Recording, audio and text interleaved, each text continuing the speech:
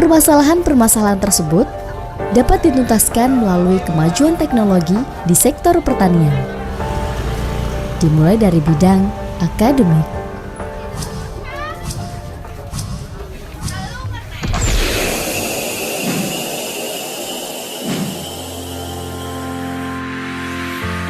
Universitas Muhammadiyah Yogyakarta sejak pertama kali dibangun melahirkan program studi agroteknologi di Fakultas Pertanian yang berfokus pada budidaya pertanian.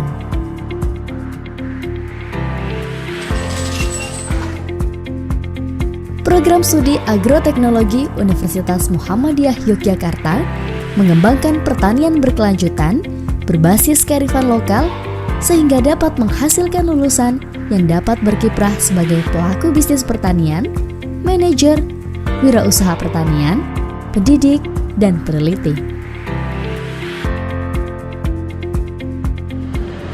Agroteknologi UMY mengajari saya beberapa banyak sekali ilmu yang ada di ilmu pertanian. Salah satu ilmu yang saya dapat yaitu manajemen agribisnis. Ilmu tersebut mengajari saya mulai dari perencanaan hingga pelaksanaan produksi. Sehingga ilmu-ilmu tersebut sudah saya aplikasikan dalam dunia kerja saya sebagai manajer di PT Madu Baru Yogyakarta. Visi agroteknologi Universitas Muhammadiyah Yogyakarta adalah menjadi program studi terkemuka yang berwawasan internasional serta memiliki keunggulan ilmu pengetahuan dan teknologi pertanian berkelanjutan berdasarkan kearifan lokal sebagai implementasi keislaman dan ketakwaan.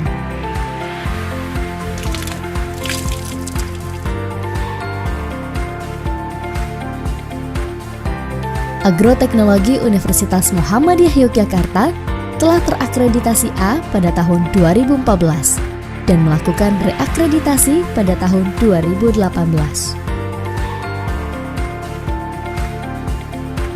Agroteknologi Universitas Muhammadiyah Yogyakarta membekali peserta didik dengan ilmu dan teknologi budidaya pertanian yang relevan dengan masalah-masalah yang sedang dihadapi masyarakat saat ini. Proses pembelajaran dan interaksi antara dosen dan mahasiswa di program studi agroteknologi UMY itu membuat saya bisa lebih mengembangkan diri, kemudian mempunyai semangat untuk melakukan hal yang terbaik yang bisa dicapai, bisa diraih, sehingga menjadikan saya lebih kreatif dan lebih inovatif. Penguasaan materi diperkuat dengan kegiatan praktikum di laboratorium dan di lapangan.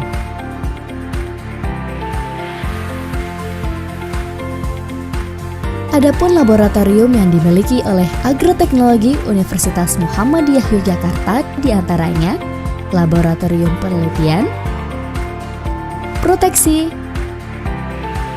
Tanah, Kultur in vitro,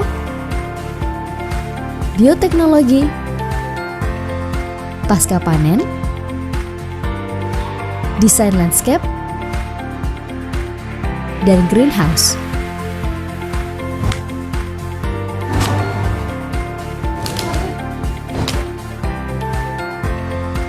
Agroteknologi menerapkan kurikulum dengan metode student-centered learning untuk menjawab tantangan kemajuan teknologi di bidang pertanian.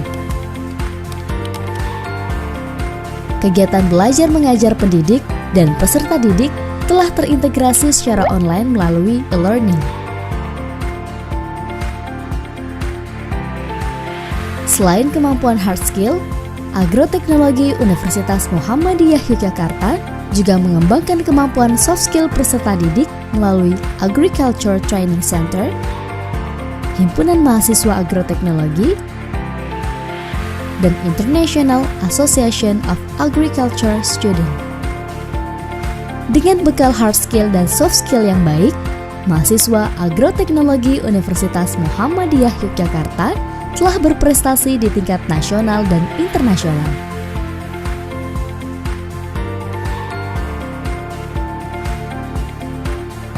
Agroteknologi Universitas Muhammadiyah Yogyakarta juga rutin mengadakan kegiatan internasional antara lain Guest Lecture, International Tropical Farming Summer School, dan International Conference on Sustainable Agriculture.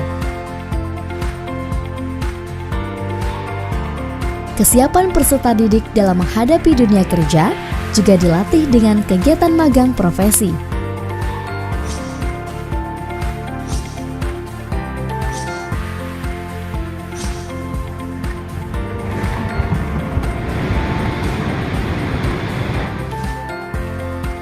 Peran peserta didik terhadap kemajuan pertanian di Indonesia dilatih dengan melakukan penelitian-penelitian untuk menciptakan teknologi dan inovasi baru yang dipublikasi melalui naskah skripsi. Secara umum, saat ini antara dunia akademisi, khususnya di pertanian, dengan kebutuhan praktisi yang ada di lapangan itu belum sinkron. Jadi, hasil penelitian yang ada di akademisi, khususnya di agrotek, menurut saya itu jarang yang aplikatif, jarang yang bisa diaplikasikan di lapangan. Kita sebagai akademisi yang ada di agrotek, kita membuat suatu penelitian yang berdasarkan dari permasalahan di lapangan. Dan saya yakin ketika itu dilakukan akan sangat bermanfaat, membantu kemajuan pertanian khususnya yang ada di Indonesia. Dari penelitian yang dihasilkan, diharapkan dapat menjawab tantangan kemajuan teknologi sehingga lulusan agroteknologi Universitas Muhammadiyah Yogyakarta siap menerapkan teknologi dan inovasi baru di dunia kerja.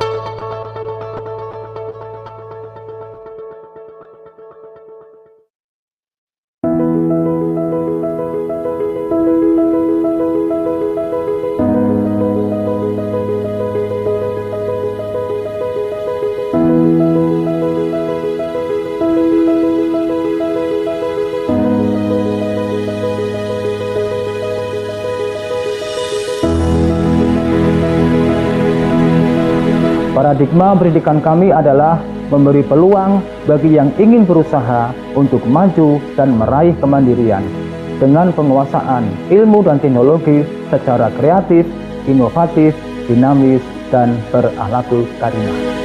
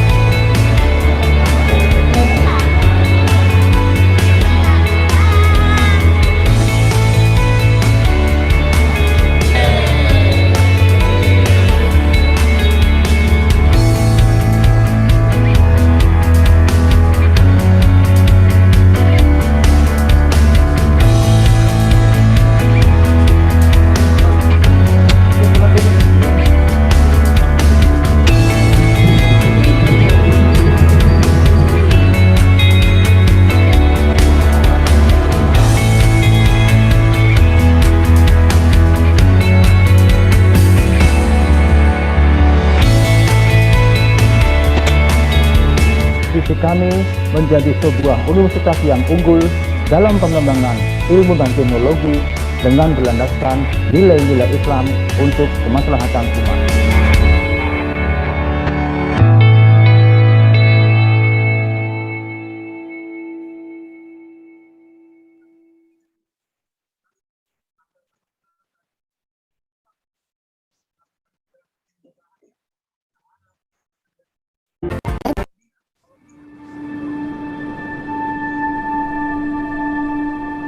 Indonesia merupakan negara agraris.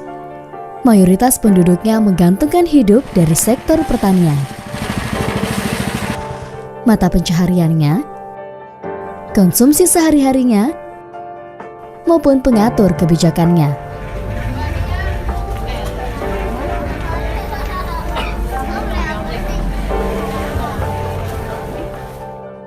Bentang alam yang luas menjadikan Indonesia memiliki permasalahan yang kompleks di sektor pertanian. Perubahan cuaca, serangan hama dan penyakit, kerusakan tanah, harga jual rendah, minimnya modal usaha, penggusuran lahan, dan lain sebagainya.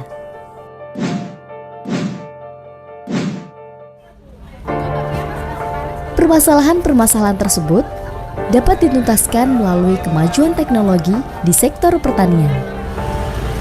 Dimulai dari bidang akademik.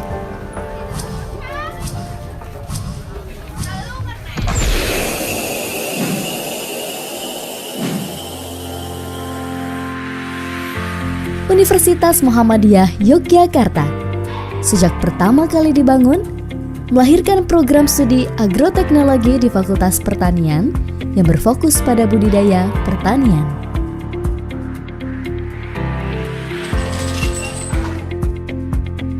Program Studi Agroteknologi Universitas Muhammadiyah Yogyakarta mengembangkan pertanian berkelanjutan berbasis kearifan lokal sehingga dapat menghasilkan lulusan yang dapat berkiprah sebagai pelaku bisnis pertanian, manajer, wirausaha pertanian, pendidik, dan peneliti. Agroteknologi UMY mengajari saya beberapa banyak sekali ilmu yang ada di ilmu pertanian. Salah satu ilmu yang saya dapat yaitu manajemen agribisnis. Ilmu tersebut mengajari saya mulai dari perencanaan hingga pelaksanaan produksi. Sehingga ilmu-ilmu tersebut sudah saya aplikasikan dalam dunia kerja saya sebagai manajer di PT Madu Baru Yogyakarta. Visi Agroteknologi Universitas Muhammadiyah Yogyakarta adalah menjadi program studi terkemuka yang berwawasan internasional serta memiliki keunggulan ilmu pengetahuan dan teknologi pertanian berkelanjutan berdasarkan kearifan lokal sebagai implementasi keislaman dan ketakwaan.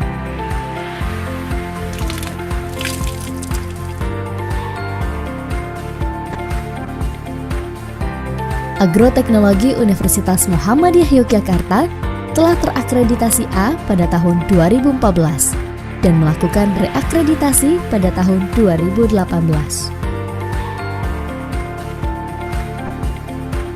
Agroteknologi Universitas Muhammadiyah Yogyakarta membekali peserta didik dengan ilmu dan teknologi budidaya pertanian yang relevan dengan masalah-masalah yang sedang dihadapi masyarakat saat ini.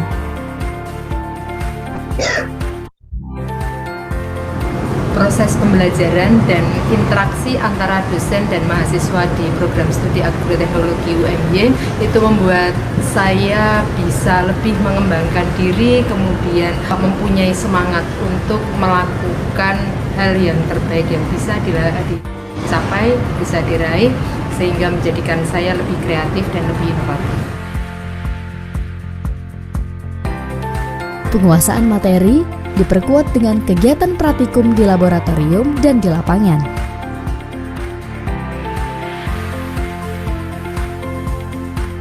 Adapun laboratorium yang dimiliki oleh Agroteknologi Universitas Muhammadiyah Yogyakarta diantaranya Laboratorium Penelitian, Proteksi, Tanah,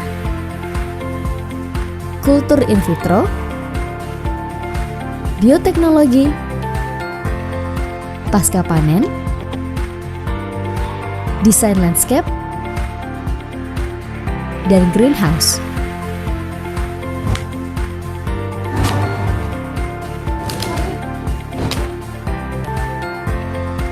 Agroteknologi menerapkan kurikulum dengan metode student-centered learning untuk menjawab tantangan kemajuan teknologi di bidang pertanian. Kegiatan belajar mengajar pendidik dan peserta didik telah terintegrasi secara online melalui e-learning. Selain kemampuan hard skill, Agroteknologi Universitas Muhammadiyah Yogyakarta juga mengembangkan kemampuan soft skill peserta didik melalui Agriculture Training Center, Himpunan Mahasiswa Agroteknologi, dan International Association of Agriculture Students. Dengan bekal hard skill dan soft skill yang baik, mahasiswa Agroteknologi Universitas Muhammadiyah Yogyakarta telah berprestasi di tingkat nasional dan internasional.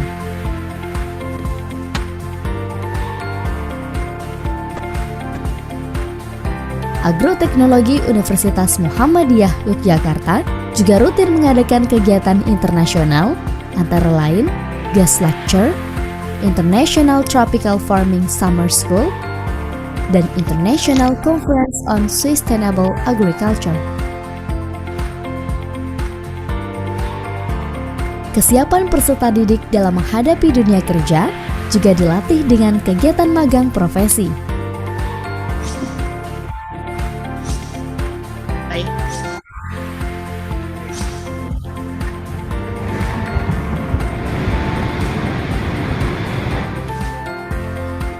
Peran peserta didik terhadap kemajuan pertanian di Indonesia dengan melakukan penelitian untuk menciptakan teknologi dan inovasi baru yang dipublikasi melalui naskah skripsi.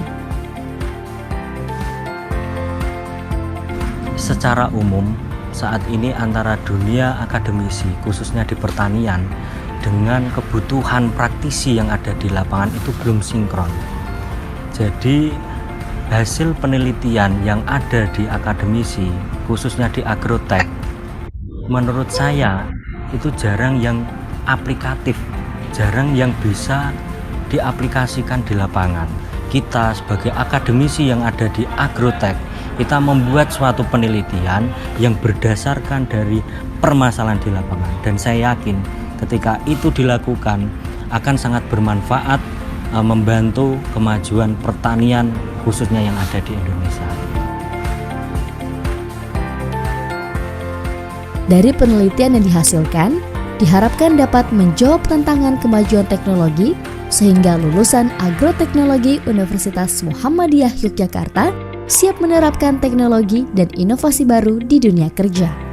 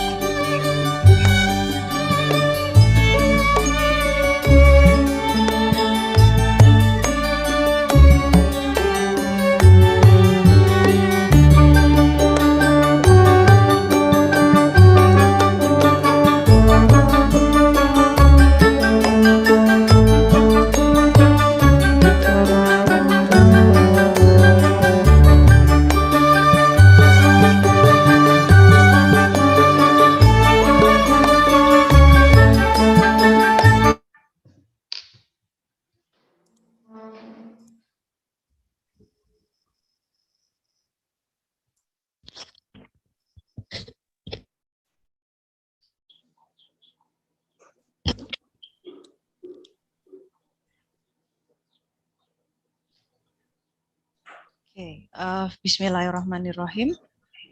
The Honorable Dean of Faculty of Agriculture, Universitas Muhammadiyah, Yogyakarta, Ms. Indira Prabasari, PhD. The Honorable Head of Department of Agrotechnology, Ms. Inaka Ageng Rinaksana, PhD.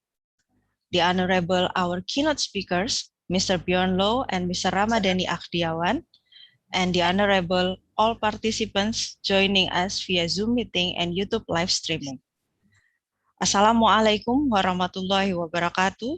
Good morning, ladies and gentlemen.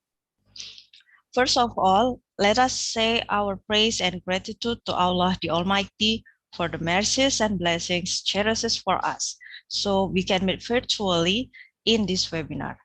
May salawat and salam be with our Prophet Muhammad Sallallahu Alaihi Wasallam, who has guided us from the darkness to the enlightenment in this world as well as the afterlife. Welcome to the International Webinar on Food Security 2021. I'm Siti Nur Aisyah and I will be the moderator of this webinar. And before we start, allow me to inform you regarding the rundown of the event. First, we will start with the welcome speech from Dean of Faculty of Agriculture, Universitas Muhammadiyah Yogyakarta. Second, the keynote session of Mr. Bjorn Low. The third, keynote session of Ms. Inaka Ageng Rinaksana, PhD. Fourth, the keynote session of Mr. Ramadhani Akhdiawan. And last is closing. Let us start this webinar by reciting Basmalah together. Bismillahirrahmanirrahim. Ladies and gentlemen, the first agenda, I will invite the Dean of Faculty of Agriculture, Universitas Muhammadiyah Yogyakarta, to deliver the welcome speech as well as open this webinar officially. To Ms. Indira Prabasari, PhD, the screen and the time is now yours. Bismillahirrahmanirrahim. Thank you, Dr. Siti Aisyah. Distinguished colleagues, students, ladies and gentlemen, Assalamualaikum warahmatullahi wabarakatuh. Good morning to you all.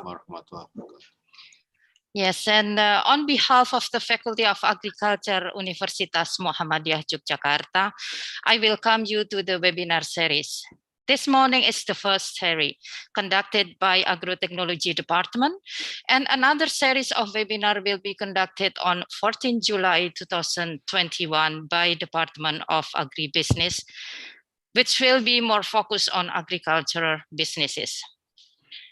For today, our thanks go to our distinguished speakers, Mr. Bjorn Loh from Edible Gardens, Garden City, Singapore, and Mr. Ramadhani Ahdiawan from Collins Higgins Consulting, Indonesia, and our speaker, Dr. Inaka, who is also the head of department in agrotechnology.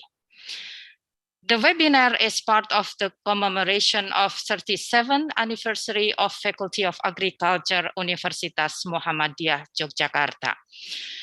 Our faculty was established in 1984 with the spirit to produce alumni who are excel in agriculture and have strong moral values to do good deeds for our society.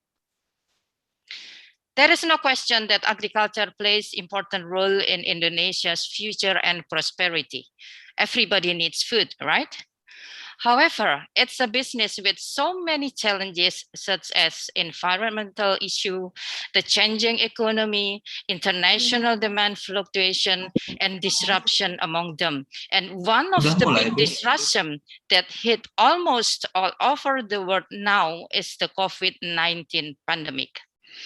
According to the World Bank, the pandemic impacts have led to severe and widespread increases in global food insecurity, affecting vulnerable households in almost every country, with impacts expected to continue through 2021 and into 2022. Technology and innovation in that case are expected to address these challenges. Technology and innovations must be counted as being the driving force which will transform food system in agriculture area to achieve food security. Done with food security during COVID-19 pandemic, strategies and challenges, the webinar is designed for lecturers, researchers, students, practitioners who are interested in agriculture. And there are already 1,374 participants registered. I would like to thank Dr. Siti Aisyah and her team for their amazing works to manage the webinar. And finally, by saying Basmalah, Bismillahirrahmanirrahim, this webinar is officially open, and I wish you to enjoy the webinar and have a fruitful discussion. Thank you.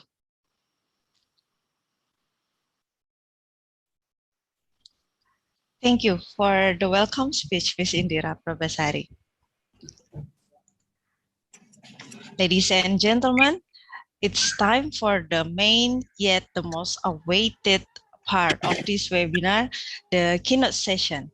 So before inviting our first speaker, allow me to inform you all regarding the rules of this keynote session.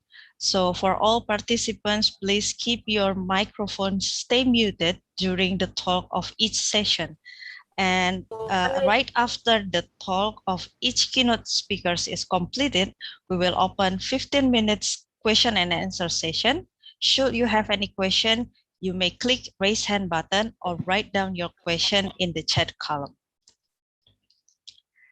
Well, for the first speakers in this keynote sessions comes from Singapore, a practicing urban farmer, social change maker, a young leader of World City Summit, as well as the co-founder of Edible Garden City, Singapore. Please welcome Mr. Bjorn Loh. Hello, morning, Mr. Bjorn. Yeah, good morning. Good morning. Selamat pagi. Selamat pagi. So, Mr. Bjorn, firstly, thank you very much for accepting our invitation. It's an honor for us to have you here in this webinar. Thank you. Yeah.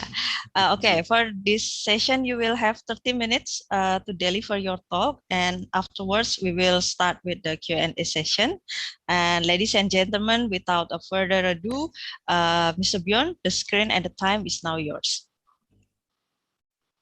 Can everyone see my slides in the right way in the presentation mode? Yes. Yes. Yes. we can see it. It's clear. Thank you. All right, I will start. Thank you again for inviting me for this very important anniversary for UMY. And my name is Bjorn Loh. I'm the co-founder of Edible Garden City. We are a social enterprise in the urban agriculture space in Singapore. And my history a little bit, I never started in agriculture. I was in the marketing industry, digital advertising industry for good 10 years. But I realized that there's a lot of work that or an interest in growing my own food.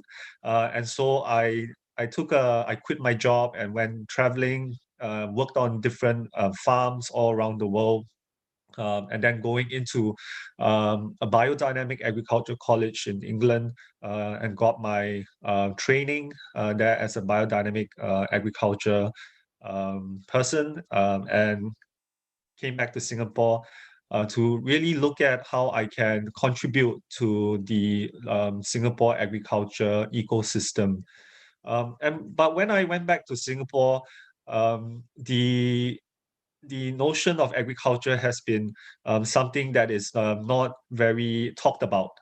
Singapore is a small island, a city state. I think even smaller than Bali, or one of the smallest islands in Indonesia. And it has a lot of people on it, 5.6 million people. Our per capita consumption is rather high. But if you look at the history of Singapore, in 1959, we formed our primary production department, which is then changed to the Agri Veterinary Agency, and then today is the Singapore Food Agency. So there's a bit of evolution in how we viewed agriculture. In the 60s, we had 20,000 farms on 25% of our land. At that time, a population of 1.6 million people, we were able to feed and produce quite a lot of food in a very small island. And we were quite productive, even exporting some of our produce during that time. Of course, as Singapore search for its growth in other areas, for example, in high-tech industries, in manufacturing and financial services, a lot of the farms and the farming areas were then converted into housing estates. A lot of farms were then resettled in the north and the northwest of Singapore. We phased out all livestock farming, except for a few, currently with only eggs, aquaculture, and also some hobby goat farms and quail farms. But generally, livestock is totally phased out in Singapore. Today, we have only 700 hectares of land under cultivation, and that is 1% of our total land mass. And we produce not very much food. Today, we produce all 10% of what Singapore requires, and we import 90% of food from many countries. And 170 countries, of course, Indonesia is one of the big supplier of food into Singapore. We have a very robust food security and sustainability strategy. And one of that is to diversify our import sources from that many countries.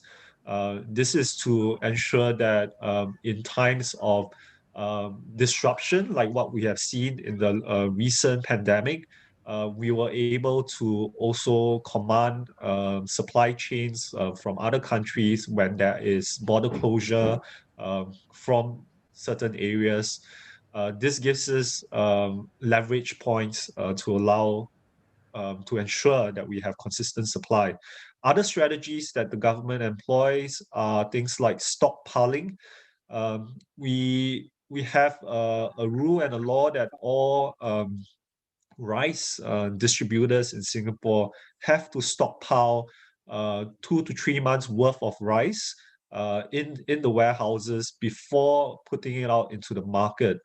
This will, in some ways, ensure that if there is a disruption, there is 2 to 3 months supply of rice. which is a staple for Singapore, like many Southeast Asian countries, to be then distributed into the market. However, if you look at the demand of food that Singapore makes on the global economy, sometimes we tend to forget the ethical questions of, as a consumer in Singapore, we demand cheap, low-cost vegetables, and a lot of times this has caused damage and degradation to environmental spaces in our neighboring countries. I give you this example here. You can see is in the highlands of Malaysia, in Cameron Highlands, which is a major vegetable production hub for Singapore. And you can see how the increased demand and the exploitation of the environment there has actually degraded the land, polluted water table, allow for soil erosion, and generally killed the biodiversity of the space. So this requires us to really look back at the responsibility that we hold as consumers in Singapore, and to ensure that we consume ethically and responsibly as well. If we look at Singapore, in general, we have been known as the garden city for many years now.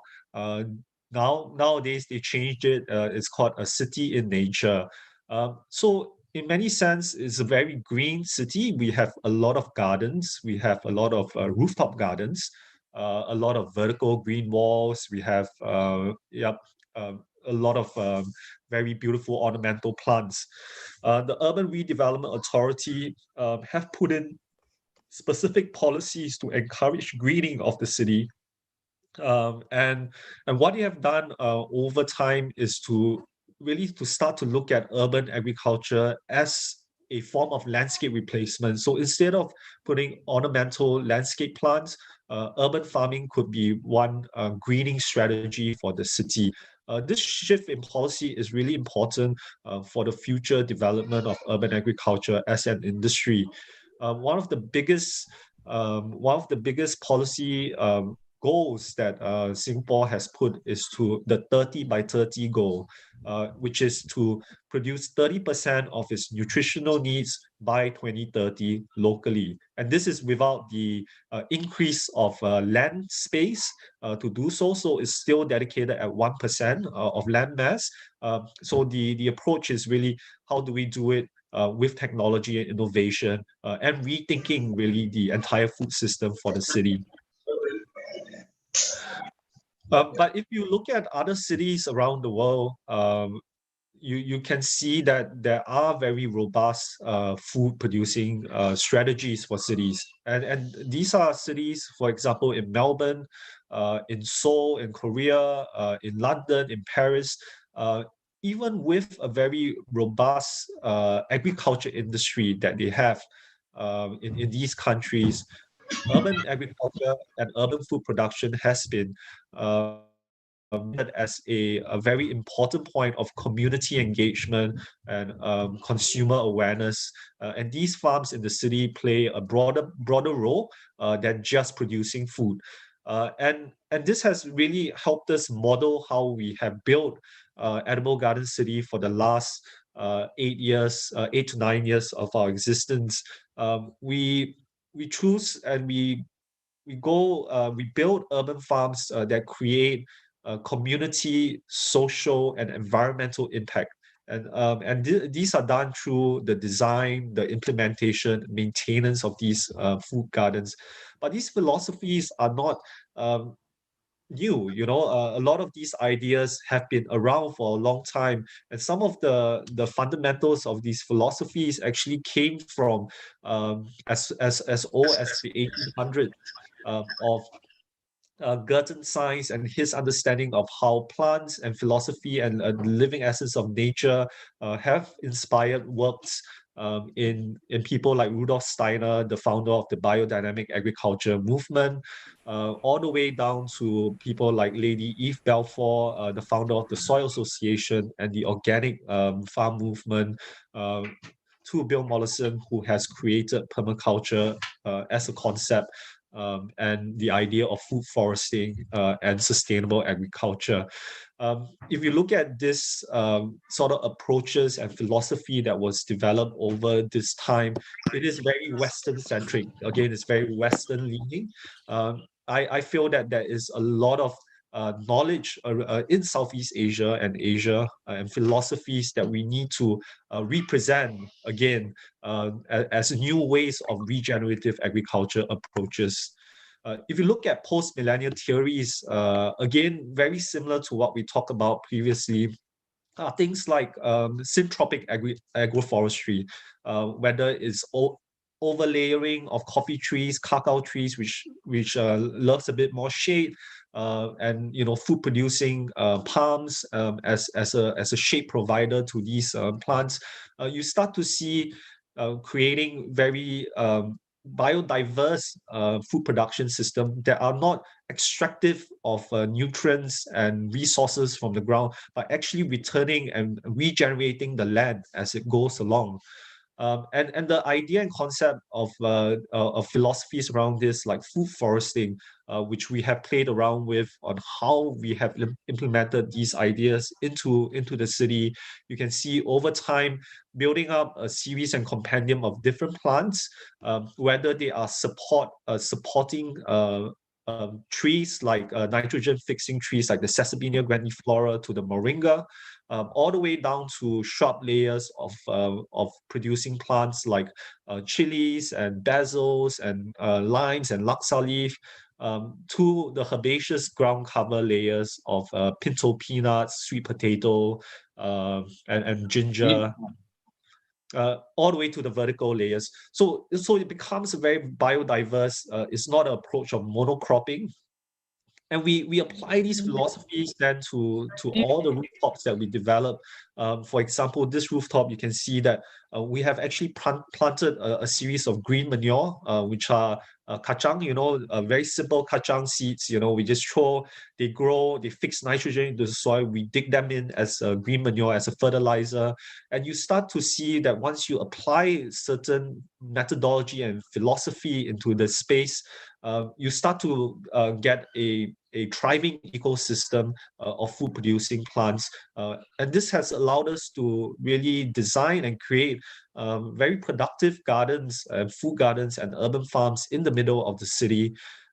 But we started to look at how do we open up more underutilized space in the city. Viaducts, flyovers, spaces are empty below. Perhaps we can bring a bit of technology into the space to grow food. We looked at how do we activate spaces. For example, in Little India, in the middle of two shop houses, we started a pop-up. And what we found actually is once we create spaces like that, whether it's through indoor farming or outdoor soil-based agriculture, people start to come and people start to want to participate in that food conversation. And we started to build more of these touch points all around Singapore, on top of shopping malls, on top of restaurants and hotels. Because what we found is really, it's not that we don't have enough food coming into the city, but really it's a big disconnect between people living in the city and food and the food sources and agriculture. A lot of us have grown up in Singapore because of the way it was structured. We do not have access or understanding of farming and agriculture, and somehow there's a missing part in everyone's in people's innate need to want to experience that, to connect with the land, to connect with the soil. We do a lot of that with schools and school students to teach them about sustainability and agriculture.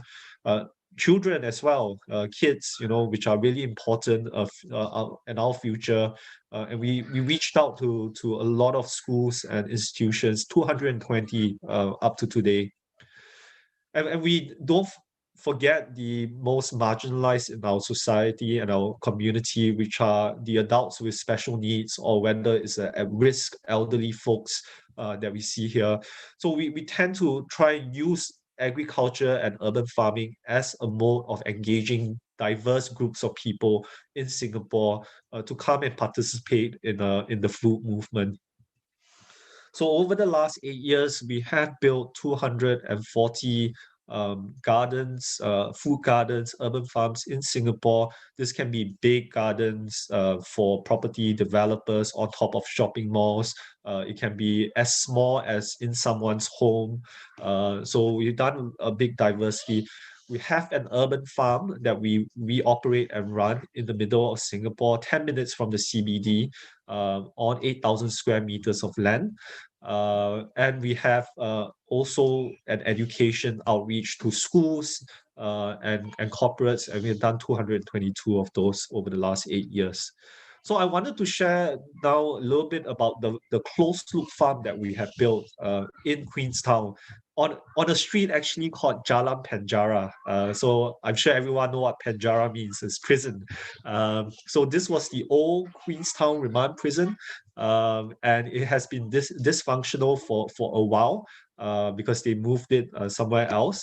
So it was less vacant. And it's always good to then see using agriculture to convert a space, a community space that then adds value to the community that is living around. But what we wanted to look at in this farm at that point of time is that even though Singapore imports 90% of our food, every year we throw away 700,000 tons of that food due to inefficient supply chain or spoilage or just industrial food industry waste. That is very unsustainable, and we wanted to look at how do we close that loop, and we wanted to build a closed loop farm in that respect. So we produce close to 40 different types of herbs, microgreens, and vegetables. And we have a community-supported agriculture program that sends boxes to consumers and households.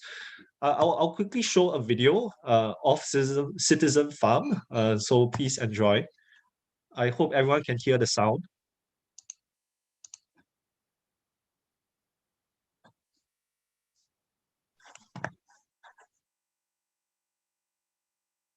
Bjorn, I guess the sound is... Tuesdays and Thursdays are our typical harvest days. We will just harvest our edible flowers and microgreens for restaurants and bars that order from us.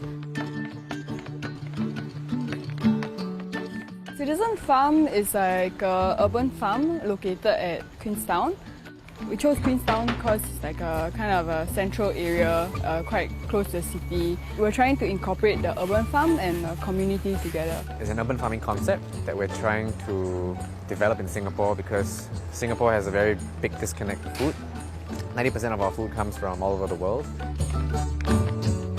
We are spearheading this entire effort to understand what is the relationship between urban cities and food. We have roughly 20 to 30 different varieties of microgreens and garden edible flowers and herbs that we grow. We have things like the Mexican tarragon, our ulam raja, our snakeweed flowers. We have herbs as well, things like mint, lemon balm. We have basil also.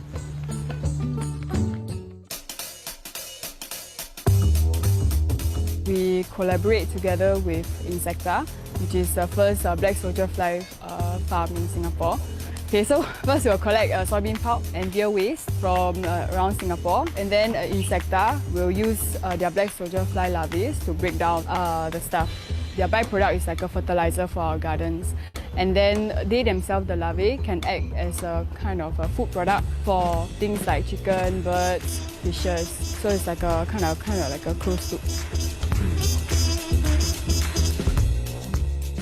Everything that we use and the waste that we produce are still being used back in the garden. So that's essentially what a closed loop is. We don't necessarily have to discard all our garden waste.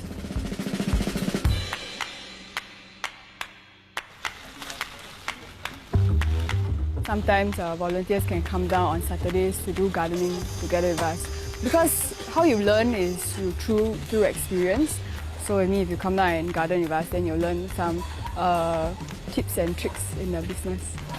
Dirt and soil is not something I'm comfortable with, so it was out of my comfort zone, but also something that deeply interests me because I want to learn how to be sustainable in a place whereby we are having so much food waste and so much chemically produced foods that is not necessarily healthy for us.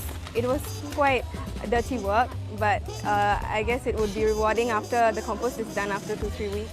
I actually tried to compost at home, but because of the land scarce environment that we have in Singapore, it's really hard. So it's really beneficial for Singapore to have these kind of urban farms. Well, I was just actually Googling on the internet and I come across this urban farming. I tried to grow these, the pomegranate, trees. So it grows very well, and then after that it just dies off. So I really don't know why it just dies off. So that's why I thought that, maybe coming this kind of sessions here and learn from the farmer here, it helps how to maintain the plants. Well, I think the best part is you see the thing actually growing, and then after that, it becomes a full-grown tree, and the thing grows so well. So it's your labor, that you put inside, and then you see that it's actually doing very well. So the satisfaction is there. Yeah, I just met 3 guys. 2 guys from the NUS, and then 1 girl who just came back from the States. So it's the first time also for them to come here. I think it's quite good, you meet people sociable. I have met a lot of new people here, so I've made a couple of friends as well. They have the same interests as me, so that is really amazing. So it's a very mutually beneficial relationship. We get to learn from each other. The volunteers that come by, everyone's like, oh, I didn't know this can be eaten. Every volunteer that has come here, they all seem to me to have learned something. They seem to have a takeaway. Yeah, so it's quite nice. Because I started as a volunteer myself, coming here it just led me to realize that food production is something that is very tedious, that you're lucky enough to just enjoy the fruits of the labor. What we do is mostly an experiment, so I think this is something that we're still developing and we hope to be able to make it flourish in the future.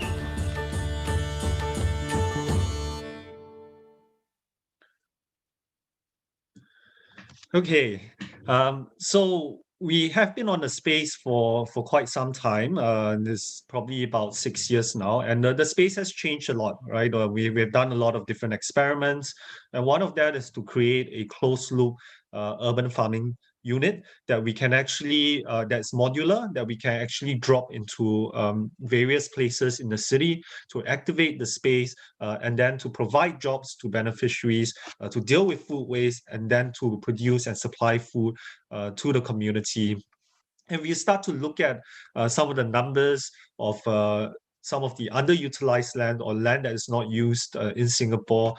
We hope that this can become one of the solution to and allow Singapore to be 100% self-sufficient in leafy vegetables and by producing food, reducing food waste, and providing jobs to create social impact overall. But of course, it's easy to dream out big goals and vision. It's very, very hard to get there, right? There's a lot of challenges that we have seen over the years. And agriculture is, the food system is very complex. It's not that simple as just growing food. There's a whole value chain that you have to consider. We felt that over time, our focus was very very fragmented. We were doing a lot of different things. We were creating new spaces and all of that. So what we wanted to do was to really refocus our efforts on what can actually bring the most value to our community and the city that we lived in. And that one focus that we hope to do is really to ramp out our social impact metrics and to change the food system through delivering healthcare.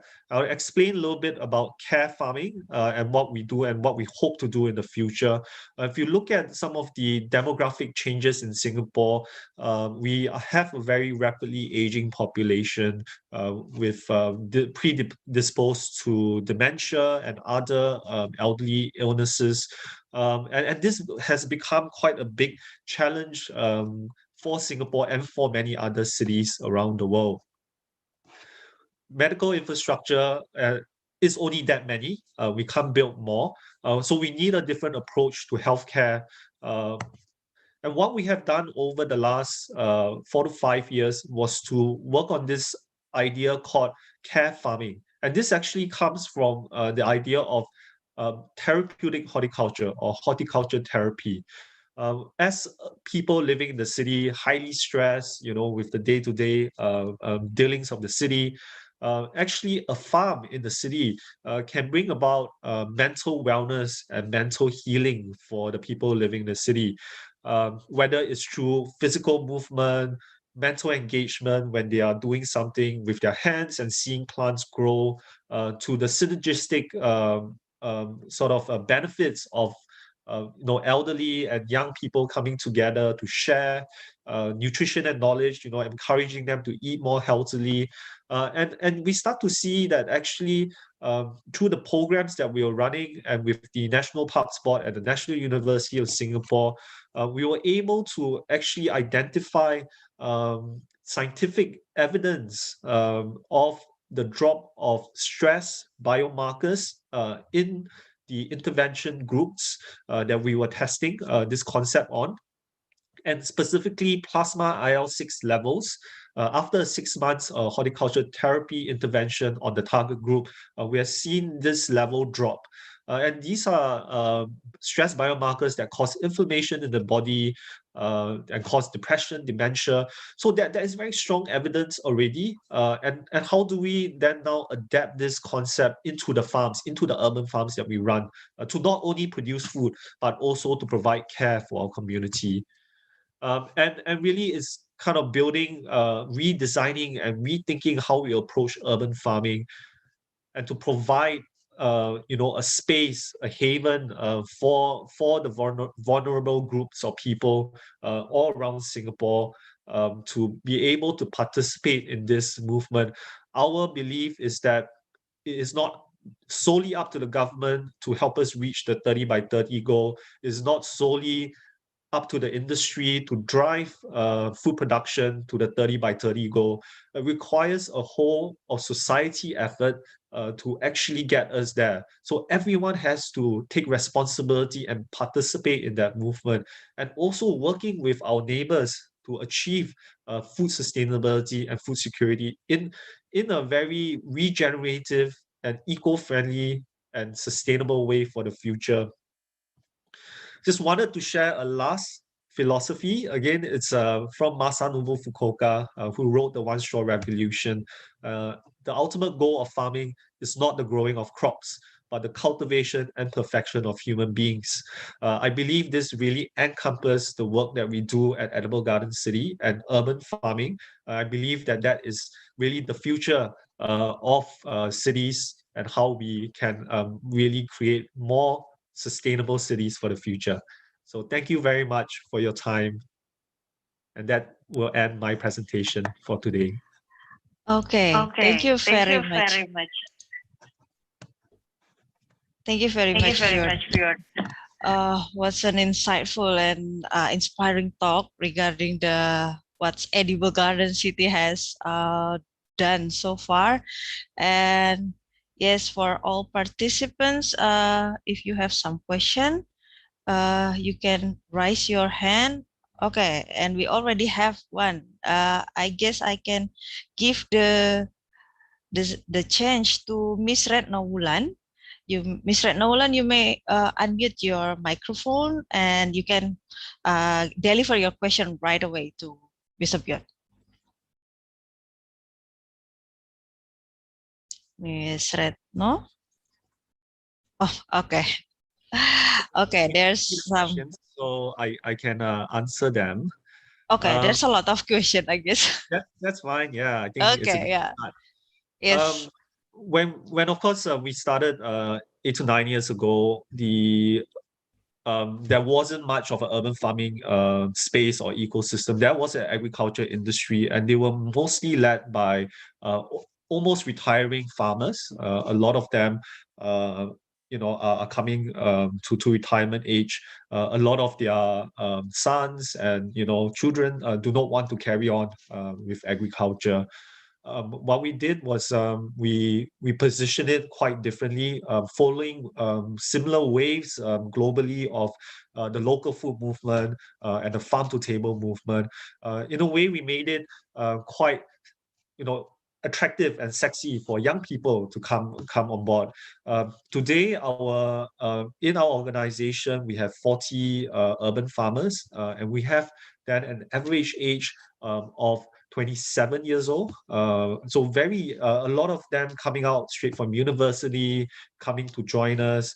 It's really their first jobs, because they are really interested to make a change in the food system, and they truly believe in that. But we now see a broader uptake, of course, post pandemic. First lockdown and the second, people starting to pay a lot more attention to food supply and food sources, and empty supermarket shelves have got people thinking about, I should also learn how to grow my own food. So over that period, a lot more people are coming in. So you have a very diverse group, right, from young to teenagers, to working adults, to the elderly coming in. So it's shifting, it changes every few years, but it's very encouraging. Support. How does the government support them? So I think the biggest support we have gotten, or in general for the agriculture industry, was the setting of the goal of 30 by 30. Because once there is a goal and a vision set, you have actually people that are not within the agriculture industry wanting to participate and to work towards that goal. So what we have seen is actually a lot of property developers wanting to convert, their ornamental rooftop gardens into an urban farm, in a way of participating. A lot of other government agencies are trying to participate as well in how they can help achieve that. So I think setting that goal was really important. Of course, on the tail end of it, there are many grants, innovation grants, technology grants that Singapore Food Agency have been putting out, and in the past, AVA, to help farms really improve their production methodology by adopting technology. So these are all what the government has given to help drive the industry. Though the challenge is with that is that because of Singapore limited amount of land, agriculture land are based on a 30-year lease. Now for 30 years, as a farmer, as someone trained in farming, 30 years is not long. You can build up all your infrastructure, you build up your soil, you build up, all your hard work, right? All your sweat and your blood. And then 30 years is already there, and then you have to then return the land. Sometimes it's quite painful for many farmers, but it allows us to also then find a way to rework our approaches. So things like pop-up farms and things like ensuring that we capture the soil that we have been building up using raised production methods. So these are some of the challenges. What is the motivation for doing urban farming? Well, the motivation is, of course, a food security challenge. Singapore imports 90% of our food, but yet, we do have underutilized land within the city that sometimes can be activated for 9 years. And so that is the real opportunity of really relooking at how we can redesign our food system as well. Urban farming, sustainability of urban farming. I think one of there have been a lot of debate around this, whether it's within the academic space. Yeah, there's a lot of debate around this. Things like controlled environment agriculture, which is indoor farming, has been touted as a way of the future of producing vegetables in a highly dense urban area.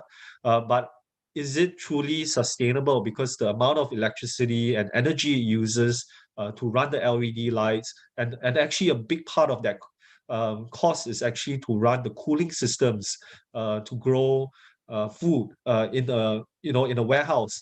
And today the assessment of energy usage, I think recently done by Oxford University, has shown that it is not as sustainable as we thought, right? Unless it's using renewable energy. So maybe controlled environments in greenhouses might be more efficient in some of its approaches.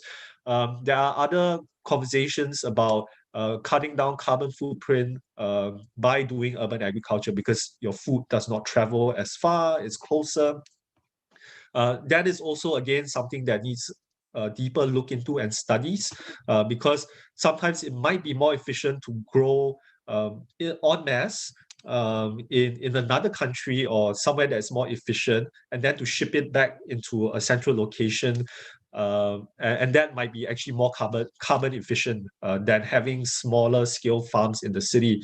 So it's still a debate and it's still a lot of research going on. But what we found, actually, the sustainability portion is that these urban farms actually is an area of education and teaching to the general population of the city folks, yeah, to get them to understand agriculture. So in a way, they can consume more responsibly, so they can support local agriculture more, so that they can maybe not waste food as much, because they know how hard it is to grow food. So it plays a very different role, but the true sustainability of it is still being assessed at this point of time. Okay, thank you, Mr. Bjorn. Such a very complete question. Yeah, thank you for the explanation. I guess Ms. Retno is also doing some research on urban farming for her PhD. That's why I guess that's what makes her become so excited with this topic. And what I'm also curious about, Mr. Bjorn, since your program is quite integrate, yeah, it's kind of like a very whole integration regarding the care farming, and like for the students also, and for the teenager, how you build the integration between the edible garden city and the other sector. I mean, like the health or the schools, or is it from your company, or maybe like from the government, like having a discussion together and build such kind of collaborations within the framework? Yeah, so I think it's more in terms of sort of change making and being an entrepreneur, social entrepreneur, being able to link the different dots, that are and opportunities. Some of the initiatives we worked on earlier on, maybe 7-8 years ago when we first started, was not time yet. The timing was not right. We did urban mushroom growing as well. Using collected coffee waste to grow mushrooms in the city. That didn't work because of the business model. We couldn't, and the supply of raw materials was inconsistent, because we don't have agriculture industry like Indonesia, right? You can always get the paddy straw. Yes.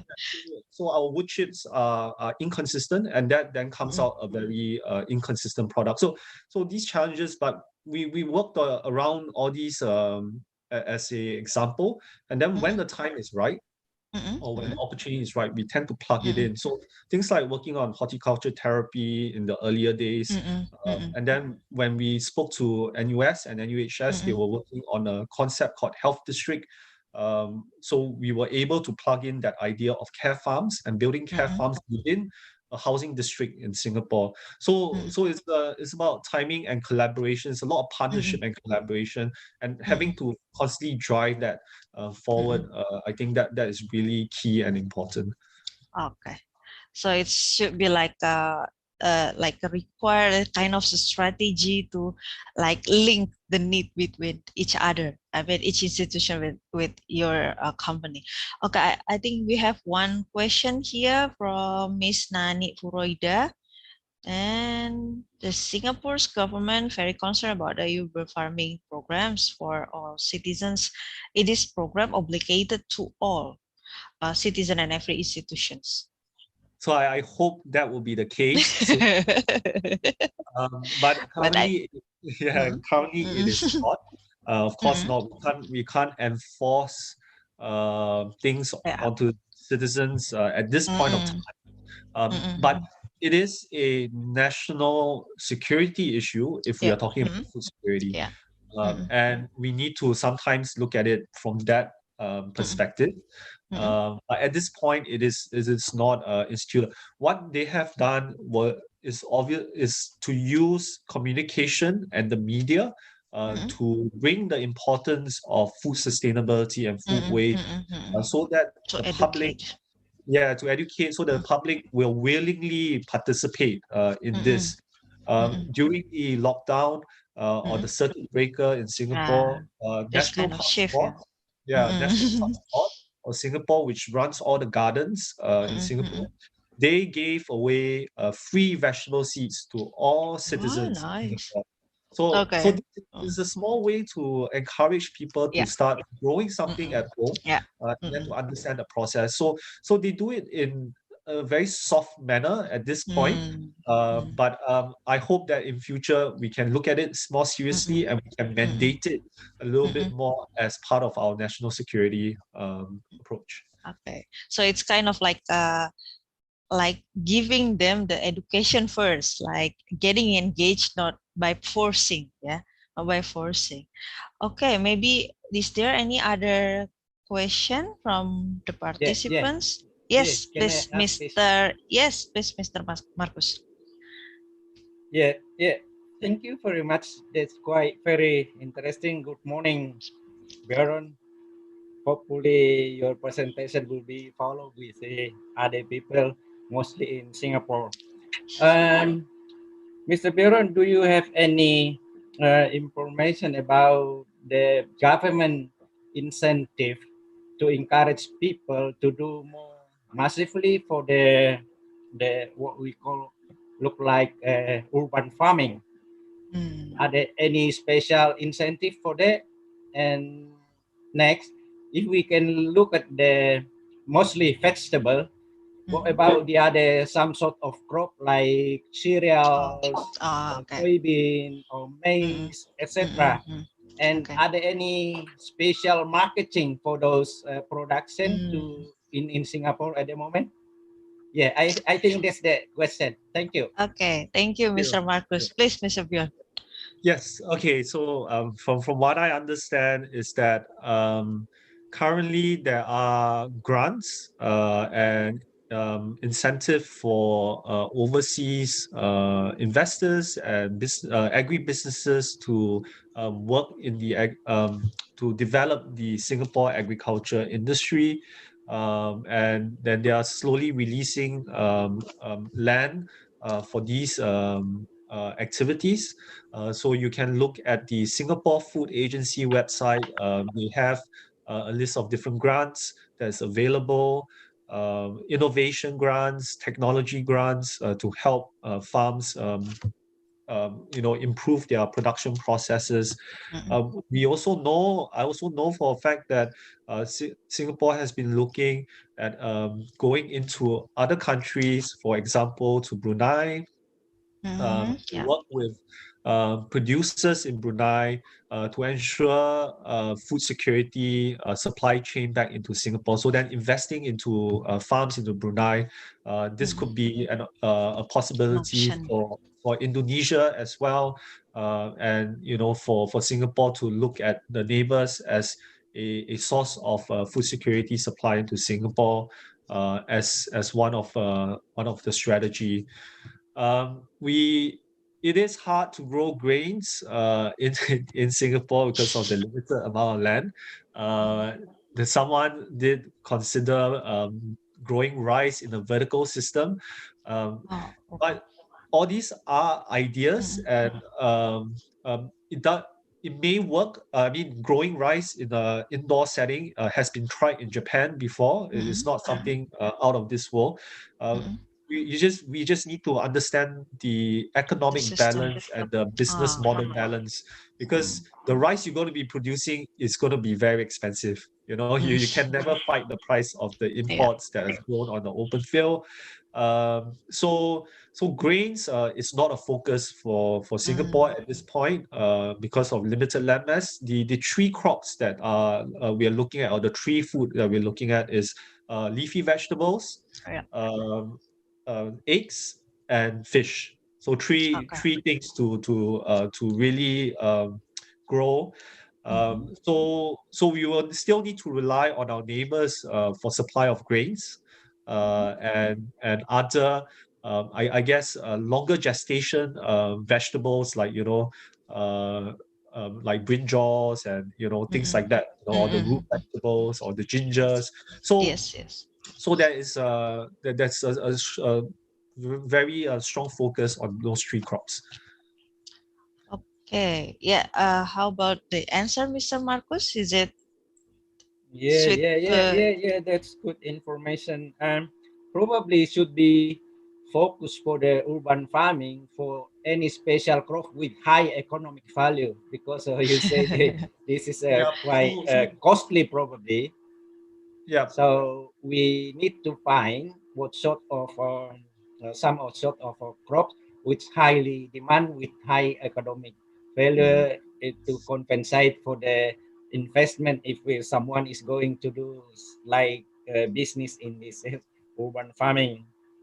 But probably easy for many Singaporean people to access for the massive dissemination of the technology in the urban farming. Well, what you mentioned is correct. We as an urban farm, our focus is to produce high value, short turnaround crops. So things like microgreens, edible flowers, and we supply them to over 100 restaurants in Singapore. And these were never, eating a lot of these will not make you very full. Yeah, you need rice still. Yes. But it's typical Asian. Yeah, but it's a very important way of surviving, in a very complex food ecosystem. I think technology adoption has been rapidly increasing in Singapore, especially with new growing technologies like using lights, LED lights, using automation, using new I think growth systems like improvement of aeroponics, for example, and misting systems, rather than introducing more robotics into the space.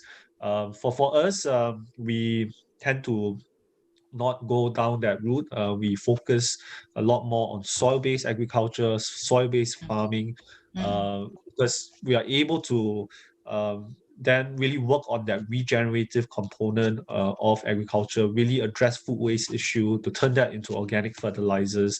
So really looking at the biohome of soil and the soil food web is really our focus. But there are many other companies in Singapore looking at technology as the future. There's one recent one I saw. They are building robot drones to help pollinate plants. So yeah, it's going a bit crazy. I think we should save the bees and not robots. But that is my point of view. Yeah. Okay, thank you, Mr. Bjorn. And I think, Mr. Marcus, I'm really sorry that I cannot let you give another question. I think I can sense that the curiosity amongst participants is now getting higher, Bjorn.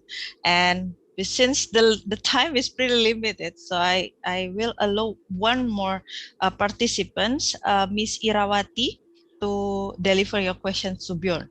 And for the other participant, we will try to accommodate your question in the end near the closing ceremony.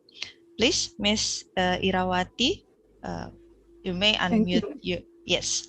Thank you very much, Dr. Siti. Good morning, Mr. Bjorn. Thank you very much for a very nice presentation. I'm aware that Singapore is very good and have a very good reputation in urban farming. I remember visiting places twice in the past. Just would like to know your insight about the challenge, how to empower people so they can follow this urban farming, especially like Singapore has a very limited land for agriculture and people need food every day. And I know from the point of view of the agriculture extension, it is not very easy to empower people to follow, even though they already seen the success story, but not all of them will follow the path. So what is the challenge and what is kind of solution that you would offer to us? Thank you very much. Okay, thank you, Ms. Irawati. Please, Mr. Bjorn. There are many challenges, so maybe I can share with you the biggest one. I think, of course, as we all know, agriculture globally is a very what you call that in terms of returns, in terms of salary, in terms of working conditions. It's always the harshest, right? Whether you get very little in return for the amount of work you put in, but also a very important role because we are producing food to feed people. And one of that, of course, in the urban agriculture space is to attract talent and to retain people in the industry. A lot of the young people, they join us because they have very romantic ideas of farming. Yeah, they think that, oh, you know, it's a nice countryside. I sit down, do a bit of work here. Yes. So that was again also my perception of agriculture and farming. But when you it's like playing with the fantasy and imagination, right? It's hard work, right? So a lot of them then are not able to stay for a long time, you know, because the pay is not high or not equivalent to what they can get as a, you know, university graduate or a high school graduate. So then they tend to move on to other places and spaces. So retaining talent is important. And that is then to get them up to an area that they can live sustainably, financially sustainably in a very expensive city. And one of the ways that we are doing it is really to diversify our offerings. So if we focus just purely on producing food, which is the returns back to the salary to the people that are working in it will not grow as much. But when we sort of diversify with education programs, so the public can come and learn, that also brings in additional revenue streams for the organization. So we are able to maybe make it a bit more sustainable for them for the longer term. And so we are constantly trying to rethink and remodel how we can survive as an urban agriculture organization in Singapore. Therefore, the importance that we have to keep innovating in the space. The care farming adoption and methodology and the idea is really to tap into the healthcare funding schemes, right? So we are finding new pathways of how we can use agriculture as a mode, as a mode of delivering, you know, wellness, so that we can activate these spaces differently and also make it financially sustainable for the future. The biggest challenge is always people and talent, because with no people, though you can have people running machines and whatnot, you need people to drive certain projects, initiatives, these things machines can't do, and we value the people and their drive and their passion a lot. So compensating them fairly is very, very important for us. Okay, thank you, Mr. Bjorn, and thank you, Miss Irawati. I'm really sorry that I need. Dr. Yeah, Siti, yeah, just please. one little Oh, question. okay, please. Mr. Bjorn, I just would like to know if you can weigh or percentage, like how big this urban farming that people in Singapore doing for business or just for like Kind of hobby. self-sufficient for their own family. Thank you. Okay, so today there are 1,300 community gardens in Singapore. This is driven mainly by the government from National Parks Board. These community gardens are spread around housing estates and housing district. People can go and participate, they get a plot, they can grow some sayo here and there, they can have community engagement. So a lot of that are based in the housing estate. There are currently 40, I think it has increased 40 to 50 urban farms with farming license. And these are mainly controlled environment agriculture systems. So they are all indoor farming systems. Yeah, not many are soil based. Not many are on the rooftops. But recently the Singapore government has released rooftop car park space in the housing estates for tender for farming. They released 9 sites last year. I think this year they released another 9 sites. So that's quite. So people are. So there will be more of urban farms coming up in the next 4 to 5 years, and the balance will go up. So the percentage, I think, still enterprise driven is still very low. Yeah, I think a lot more are hobby driven, and again, but it requires everyone to play a part, right? So it's a whole society effort to food sustainability and food security that we are hoping to work on. Okay. Thank you for sharing.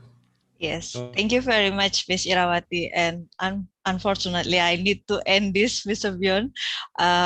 We still have some question in the chat column, and we can accommodate after near the closing. Thank you very much, Bjorn, for sharing all the things, all those insightful and inspiring talk. I hope that Singapore will now soon open the gate of the border, because I would like to apply for the poultry farmers.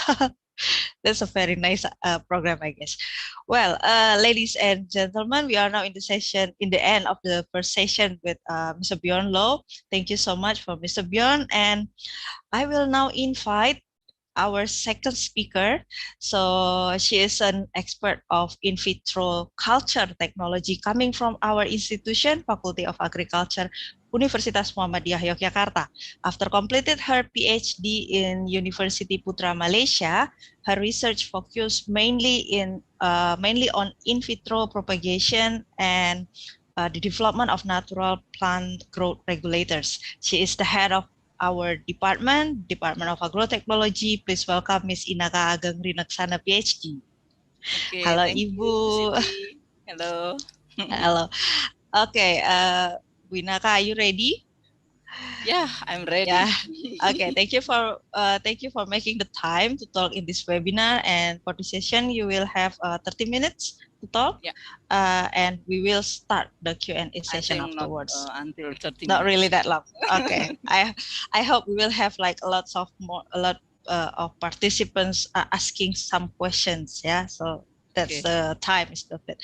Okay. Without further ado, the screen and the time is now yours, Ms. Inaka. Okay, thank you, Bu Siti. Let me share the screen.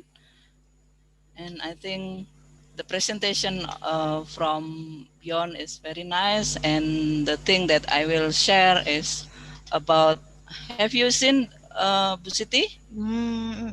I think it's now starting, still preparing for. Okay.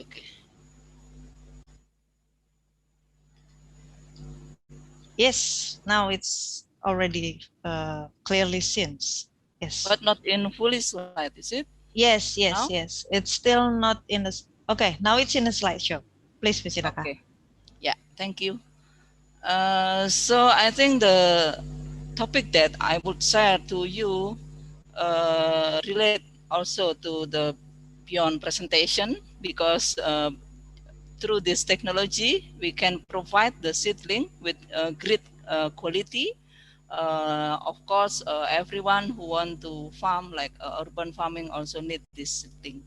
So let me for the first let me share my gratitude to the Dean of Faculty of Agriculture for this opportunity, and thank you for Bu Siti Nur Aisyah as moderator for the time.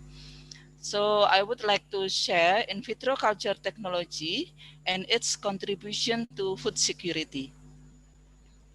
So the outline of my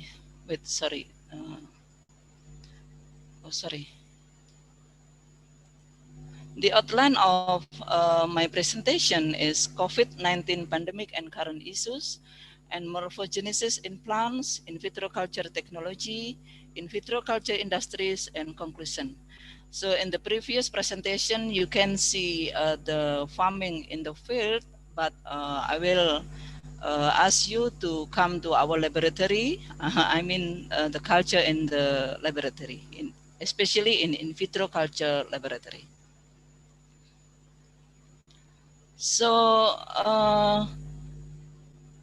regarding the COVID-19 pandemic situation, food security is defined by FAO as the access by all the people at all times to the food needed for a healthy and active life.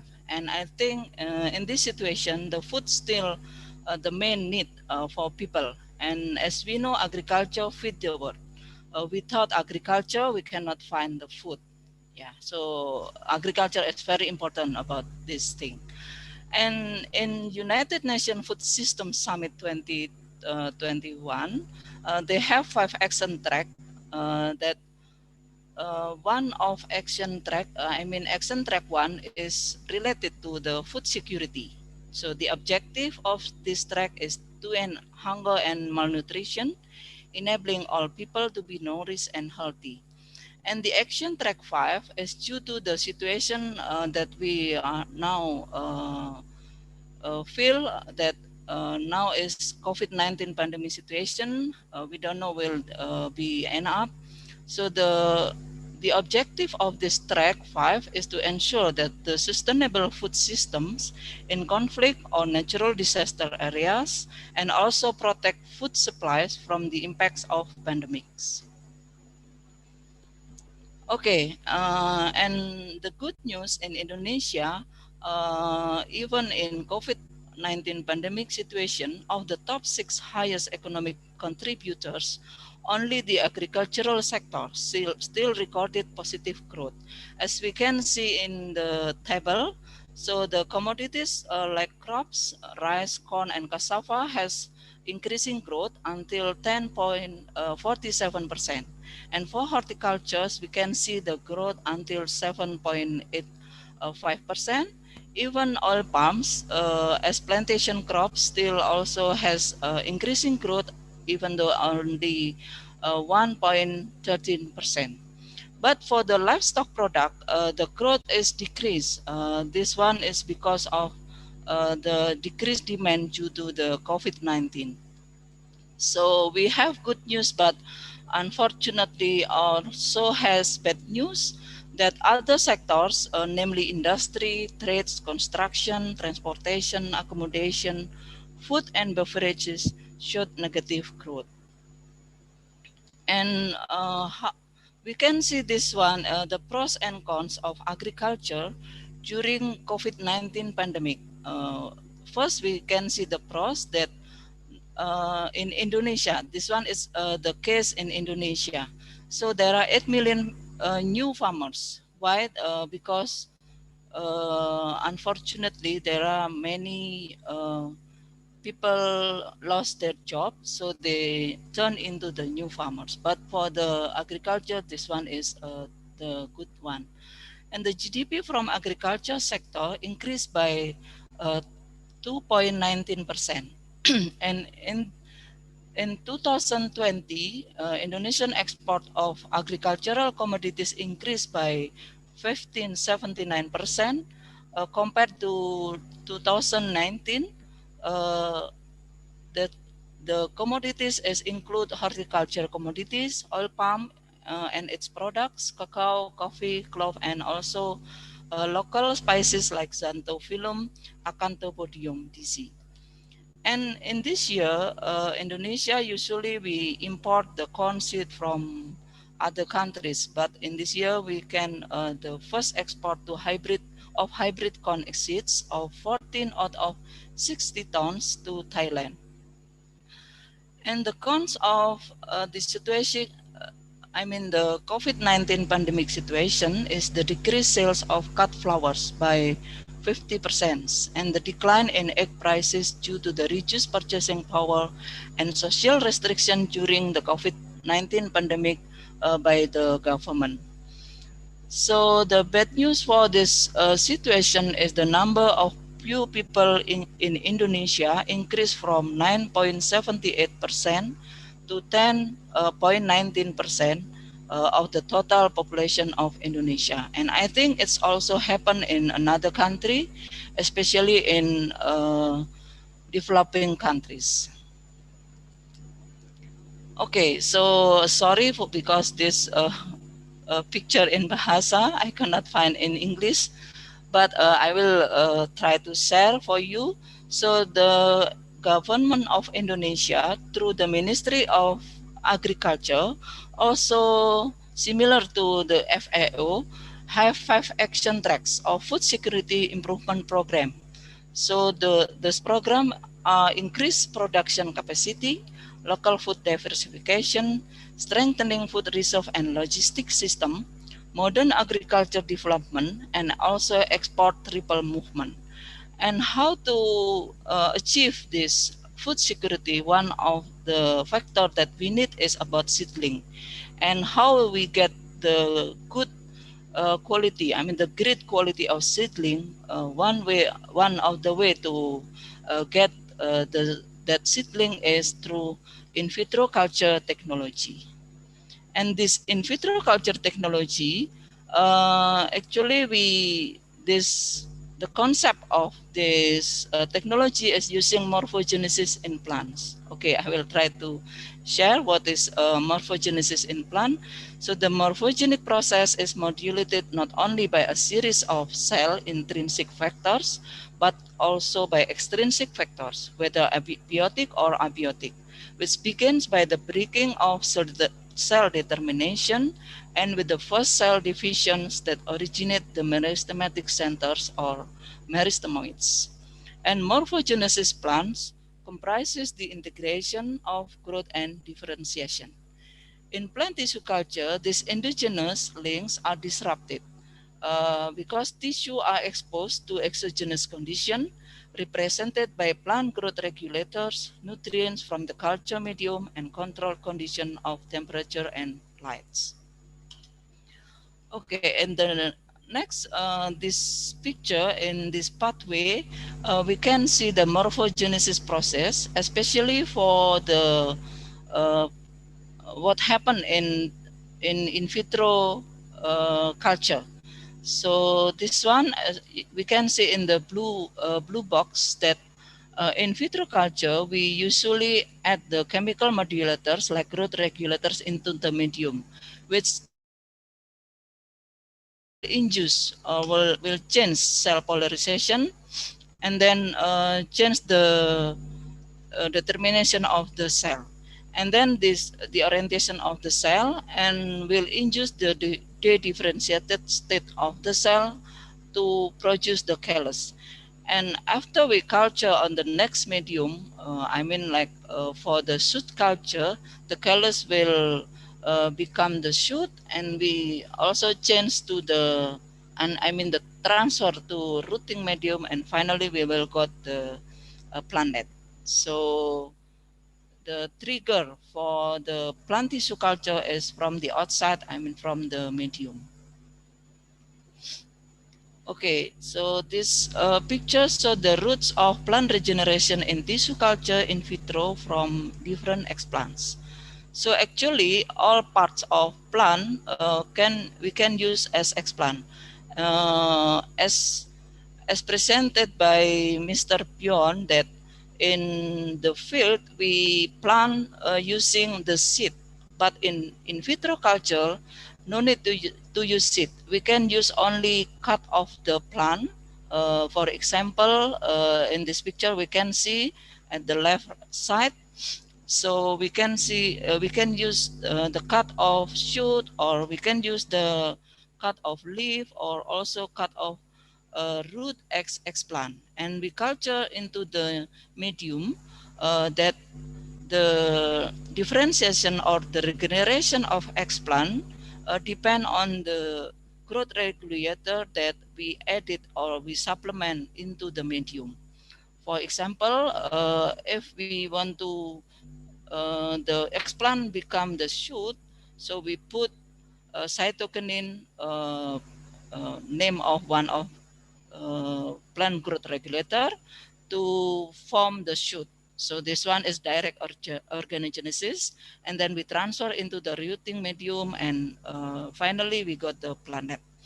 But for direct somatic embryogenesis, no need to have a two-step like organogenesis, but we can find the plantlet only one step, because by adding the growth regulators and also another chemical like amino acid, maybe we can find or we can get the embryo directly from the medium. However, sometimes the explant also can grow into the callus. So if the explant proliferate into the cell, and then the callus will regenerate into the shoot or into the embryo. Depend on the trigger from outside that we put into the medium. Okay, so the in vitro culture technology, beside organogenesis and embryogenesis, we also has another methods. Those are embryo culture, endoculture, endosperm culture, protoplast culture, which one this based on the different explant they use, and then somatic hybridization, synthetic seed production, in vitro secondary metabolite production that nowadays is a very huge production due to the needs of pharmaceutical for curing the patient of COVID-19, and micropropagation and also cryopreservation.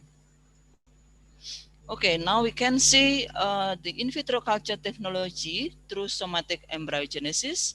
I put the sample of rice here. So for the first, we can see in the picture A, for example, embryogenic calli after 2 weeks of subculture. And then this embryogenic calli will grow, will proliferate, and then become an embryogenic callus after 4 weeks culture. And for picture C, we can see that embryogenic callus showing green spots. After 4 days culture, what the mean of green spots? So this one show that the callus already regenerate into somatic embryos. And then from these somatic embryos, we can regenerate the shoot after 4 weeks of culture on regeneration medium.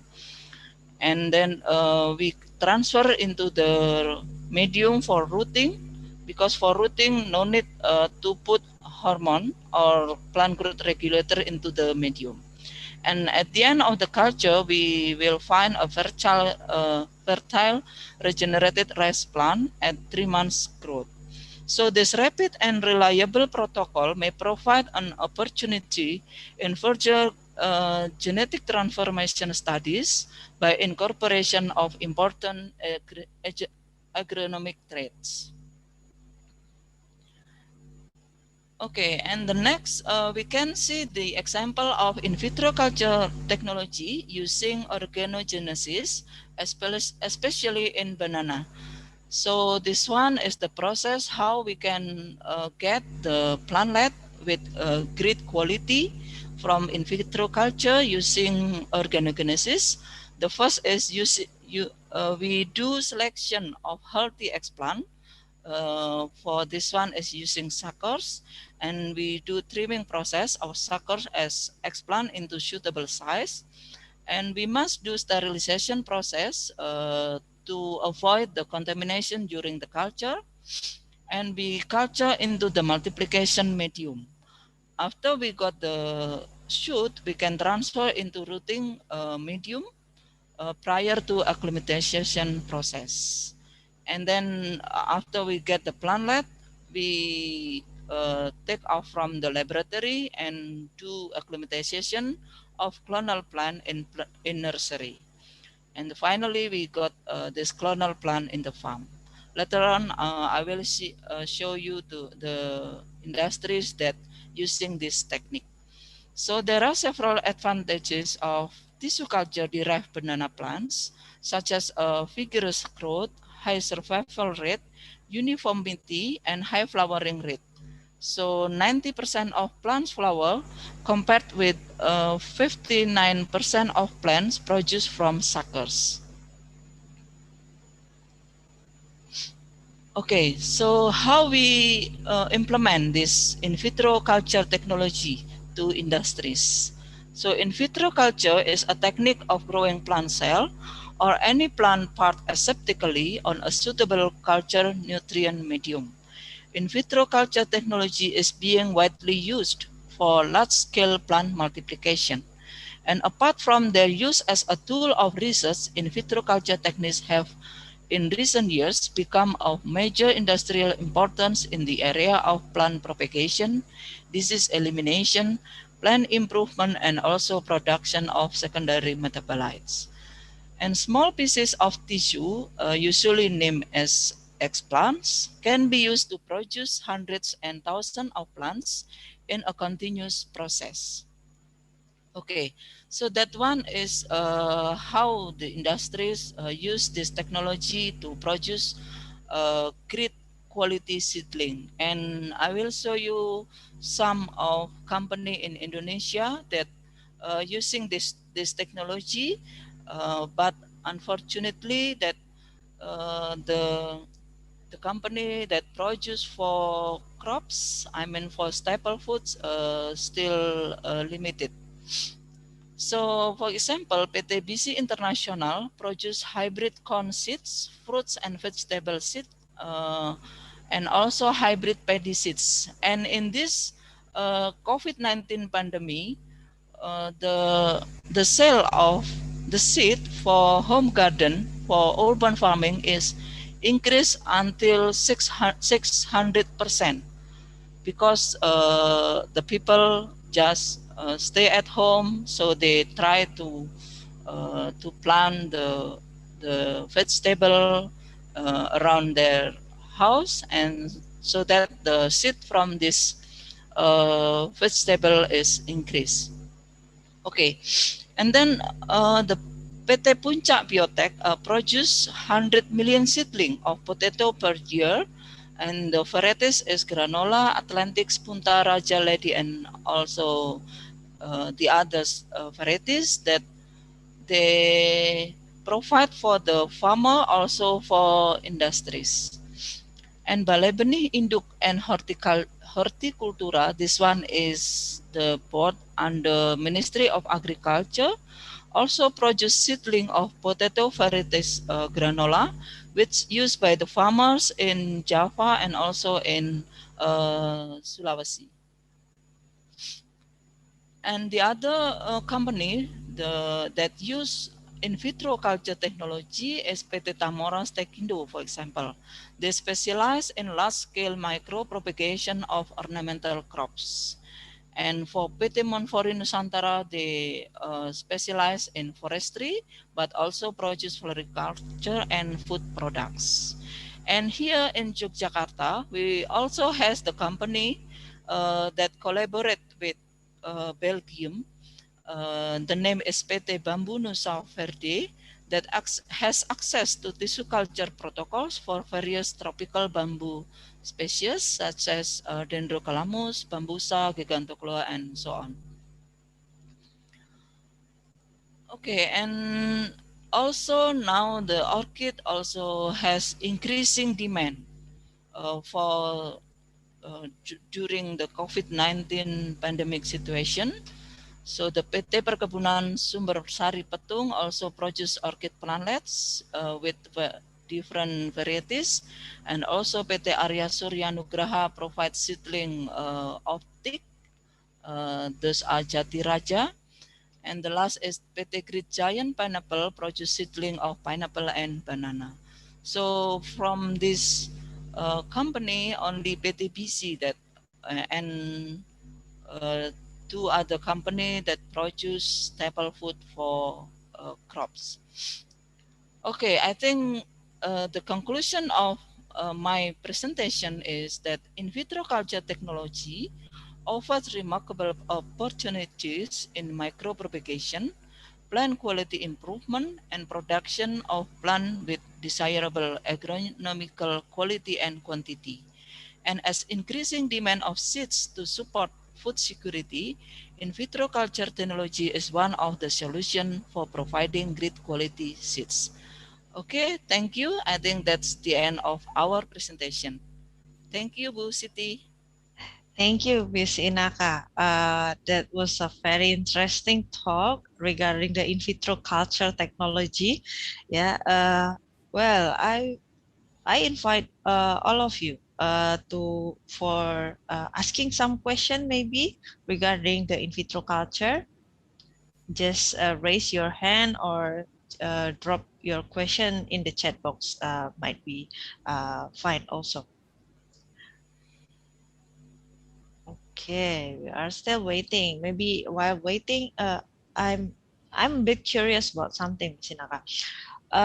As you already mentioned that staple food is it's type of plant who has no kind of a difficulty in the generative regeneration, right? Because sometimes in vitro culture is used to help those plants who cannot be propagated using sexual regeneration or generative regeneration. Regarding the staple food itself, what kind of improvement that mainly use this kind of technology for the staple food? I think that it doesn't mean that it cannot be applicable for the food crop. I think there's still some room that still need the touch of in vitro culture for the food crop, right? Yeah. Okay. Thank you, Bu Siti. So this technology for staple food, I mean for crops, usually we didn't use this one, especially in Indonesia because we have a huge land for culture the rice, for example. So for tissue culture, we use to improve the what we call it the quality. Okay. The quality of the plant, yeah. And usually the people use, I mean, in research center, they use for producing the transgenic plants, and also for the adaptation of the plant to the what we call it marginal land, for example. So we can test the plant, this staple plant. In vitro culture technology. So not using in the field, but we just put in the laboratory in the bottle, and we put, for example, in high concentration of natrium, how the effect, which one the best, which one can tolerant, resistant with in land marginal. Yeah. Okay, so it's not about the propagation then for the staple food. And okay, there's one question here, Mr. Septian Predianto. Maybe you want to deliver your question directly to Ms. Inaka. You may unmute your microphone and deliver your question right away.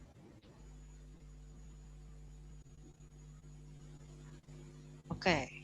Okay, maybe Maybe I can read for Miss oh yeah. Inaka. What Okay. was the challenge in vitro culture, and how can you cope with the failure of the in vitro culture? Okay, thank you for the question. So the challenge in vitro culture, because this laboratory need the sterile condition, aseptic condition, so the contamination is the big challenge for this culture.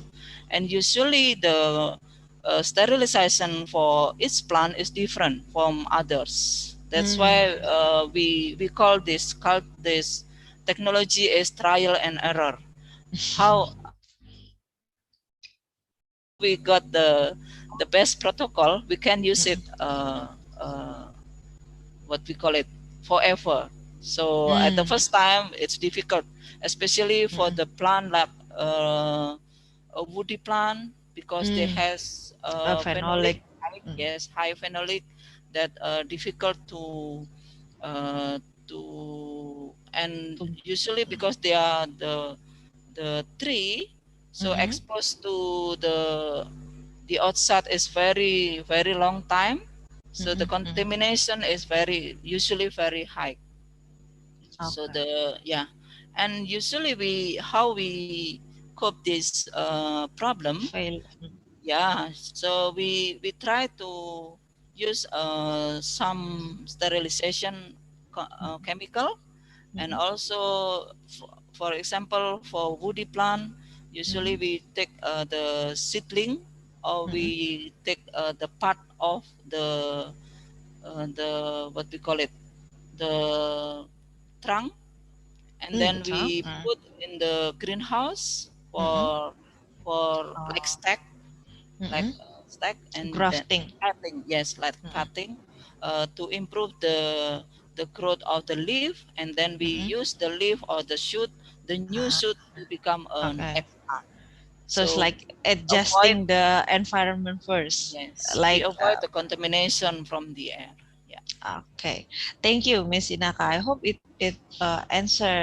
does answer the question from Mr. Septian. And now there's another question from, I think it's, wait a moment, it's from Miss Andi Masnang. So far, bananas are harvested by cutting down trees. Does tissue culture technology allow banana plants to bear fruit more than once? For example, after a tree is cut down, it grows back and bear fruits. Is it possible, Ms. Sidaka, from the perspective of in vitro cultures? Okay, thank you for the question. I think this one is genetic for the banana. So the banana, after we take the fruit, and then the plant will be die, and the new sucker will grow. So why we use this tissue culture is to provide mass propagation for the seedling. Because if we use traditional propagation, we just get maybe just around a little bit seedling from the plant. But when we must grow in the huge land, for example in Lampung, we must use this product. I mean the seedling from in vitro culture. So the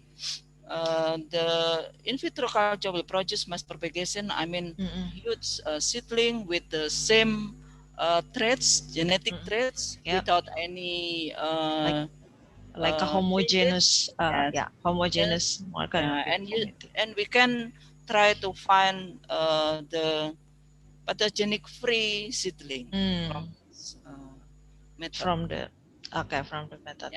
Okay. Is there any other question? And I hope it also answered the question from Miss Andi Masnang from UNB. Please, if you have any other question, maybe I can accommodate for one or two persons, could be. This one has question privately. Okay, later on I will answer from Pak Suroto. Yeah. Okay, there's one. I will answer privately because he chat me.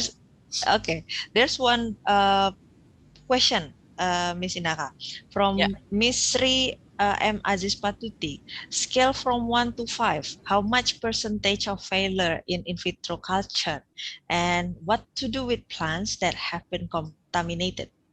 Is it like throwing away directly, or there's something that we can do to help minimize the contamination, or just Yeah. reuse? Okay. Thank you. Okay, scale from 1 to 5. To I think 5, okay. depends of the what we call it ability of the people. I mean The the hands. person. Yeah, hands-on. The hands-on experience. Yeah, the experience that we usually do this technique. I think the percentage I can say 100% will be success. But if we try for the the plant that we never do with this plant for tissue culture, for in vitro culture. So for the first time, usually we fail. We will have. Yeah, for the culture. Since we have no reference regarding how to proceed with the samples. Yeah, that's why I said at the previous that this technique is trial and error for the first time. Yeah, For the but first time. finally, yeah, we can have because in the fact, many company produce seedling using that technology and the success to provide the seedling. Yeah, especially I think for the ornamental plants. And also for orchids, almost all is produced from this technique. Yeah. Yes. Yeah. And how what we do if with the plant contaminated, yeah, is there we just something to throw it. yeah, because like for my experience, even though I ever can what we call it save the plant who the medium contaminated, we can still can save by transferring into the new medium. But as usually long as the contamination is in the medium. The medium, not in the plant and not in the explant. But if in the explant, we cannot use it anymore because as we know, the growth of the microorganism is highest, faster than the growth of our plants. Yeah. Yeah. Okay, I think there's one more question. Okay, yeah, there's another. I don't know. Miss Anis Sofiani. Yeah. Okay. You can open or you can unmute your mic and deliver your question directly to Miss Inaka. Is there Miss Anis or? And there's also someone who raised hand. It's like Galaxy. Okay, Mita Apriliana. Mita, please, if you can unmute, maybe you can directly ask to Miss Inaka.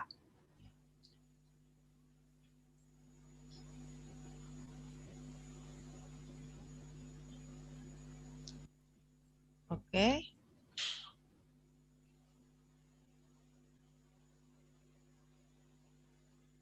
Okay. Okay. There is, I don't know. There's no response. Okay. There's one more, Bu Inaka. Okay. There's this the question. In vitro technology is an expensive technology. How is the collaboration between universities and farmers in developing regional superior potential crops? Okay, thank you for the question from Mbak Anis Sofiani. Yeah, okay, so how we collaborate with the farmers? Usually farmers has the source of the plant with maybe with very good traits, but they cannot proliferate in the field. So we can collaborate by the university take part the research and also produce the new plant from these varieties, and then we can share to the farmers to use this seedling to plant in the field. I think that's the how we collaborate with the farmers by using this technology. And I think the Ministry of Agriculture, for example, as I mentioned in my presentation by Balai Benih Hortikultura in Kladung, they share their seedling from in vitro culture to the farmers. But the farmers usually use generation 1, not genol, not generation 0 from Okay. in vitro culture. Yeah. Okay. Okay. Okay. Miss Inaka, I think we still have one more question here. Wait. There's one more question from Miss Rima Izatunisa. Any method to reduce latent contamination by spraying or antibiotic treatments to plant in greenhouse pots before we isolate the tissue for or the sample? Thank you. Okay, so as our experience in the laboratory, usually how we reduce latent contamination, we use what we call it systemic antibiotic. Sorry, not antibiotic, but systemic fungicide and also systemic bactericide. Yes, because they will work by what we call it enter into the cell. So the microorganism in the cell will be sterilized by this chemical. I mean by systemic systemic fungicide or bactericide. Okay, but is there any side effect by doing that kind of treatment, Ms. Inaka? Since that the fungicide or bactericide can enter the cells, so it means like there's a substance coming in or coming into the tissue of the plants. There is no like effect on the growth or any other. Okay, so we use the concentration for this bactericide and fungicide. Of course, we like another chemical or when we use the medicine. So we used the little dose, yes, the little concentration. So we cannot use the huge concentration because it will make our plant die. Yeah, usually for the first browning and then finally they will die. Yes, because it will enter the tissue, so it's kind of like initiating the phenol and the other things, the reactive oxidative ROS. Well, I think, is there any, maybe I can accommodate one more question. Is there's any of you who would like to ask some question, just one question to Miss Inaka? Okay, I guess we can end for this session, Miss Inaka. Thank you. Thank you very much. Thank you very much, Bu Inaka, for giving us a talk with a full insight and inspiration. Since there's a lot of students here, I hope that all of you can learn some of the topics, since it must be on your class materials with the in vitro culture. Well, okay, ladies and gentlemen, so this is the end of the second session. Once again, thank you, Ms. Inaka, for sharing your knowledge, insight, as well as your experience for us. Well, I hope all of you are still stay tuned here, because we still have one more speakers that will provide us with such a very interesting talk. We are now goes to the end of the last session for the keynote. So we are very honored to invite someone who has such a deep engagement with farmers and agriculture for almost 22 or 23 years, I guess. And he is graduated from Royal Roads University in British Columbia, Canada. And he also has spent 19 years as a researcher in Central for International Forestry Research, or CIFOR, in Bogor, Indonesia.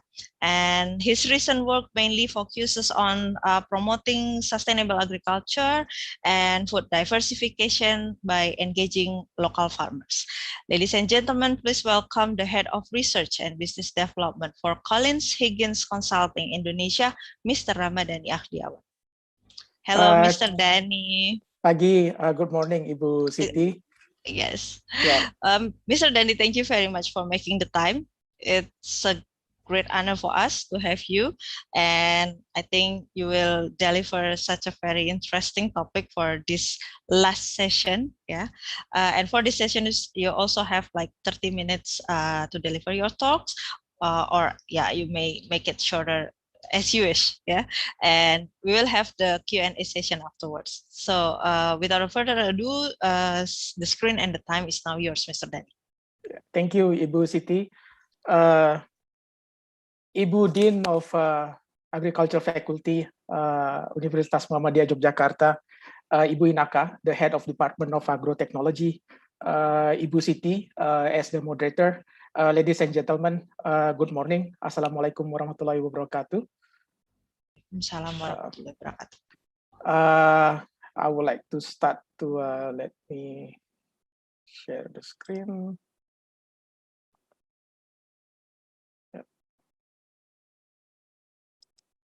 Okay. Can you see my screen now, or is it? Not yet. Yes, not yet for now. Share screen. Okay. How about now? It's now starting.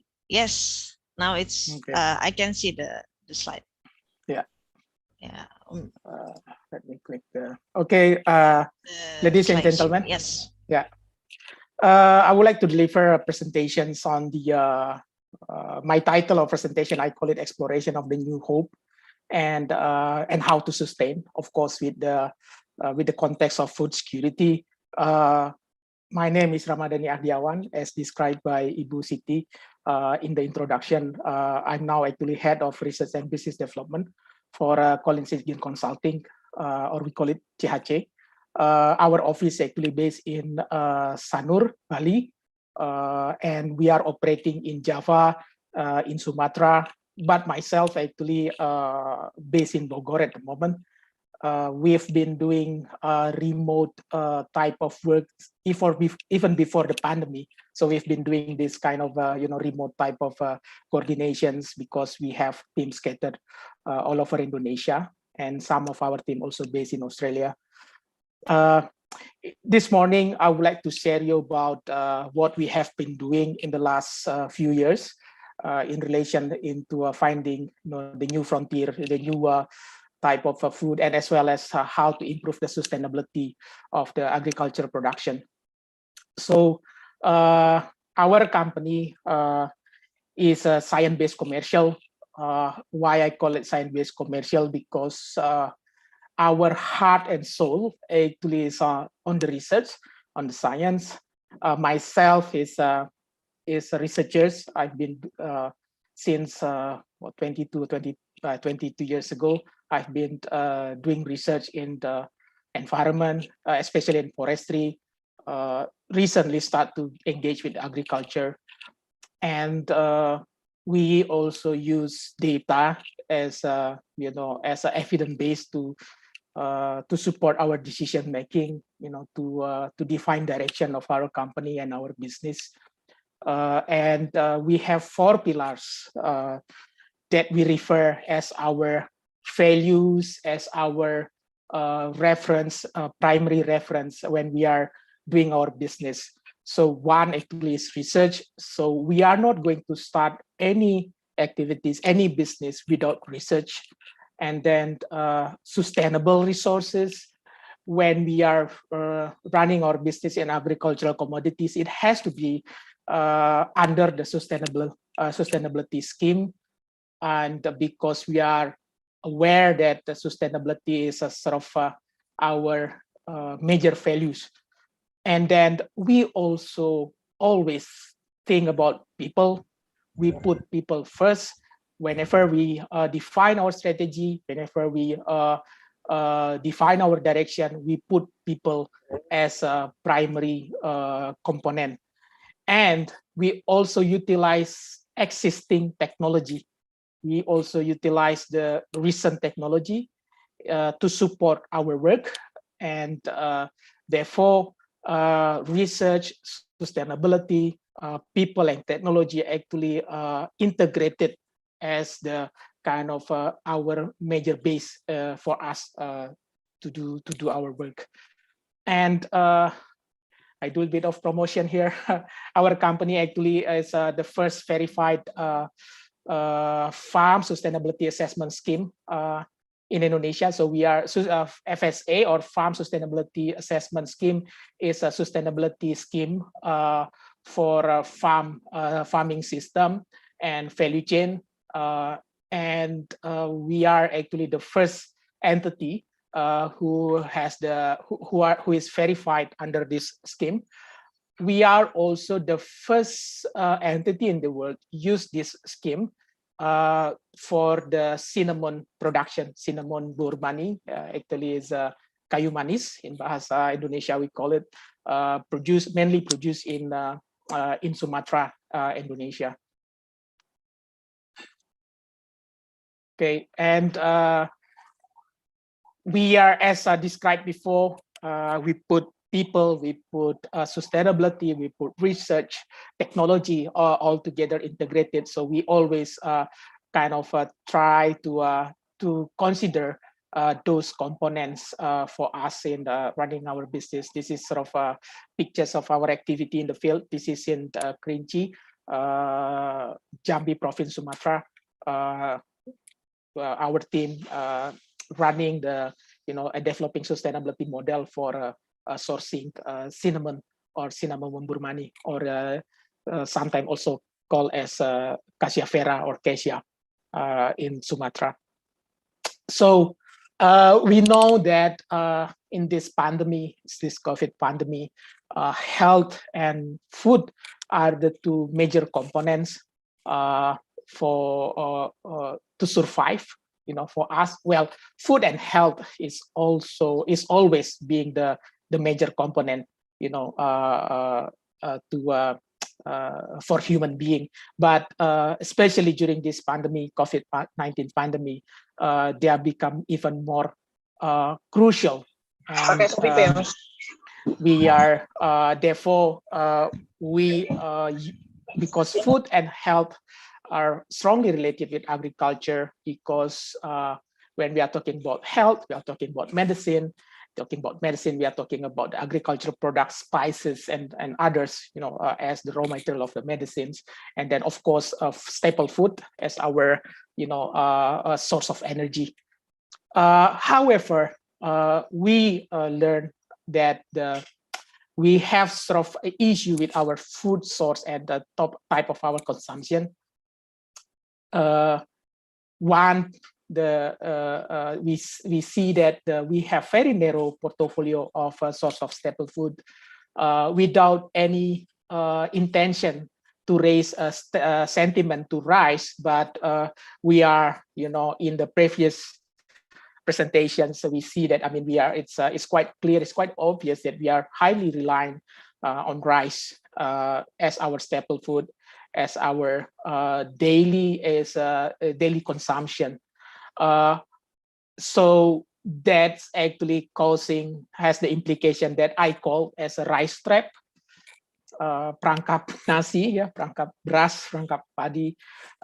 Why? Because we are highly reliant, and then there are issues, there are problems derivated because of that, because of the rice trap.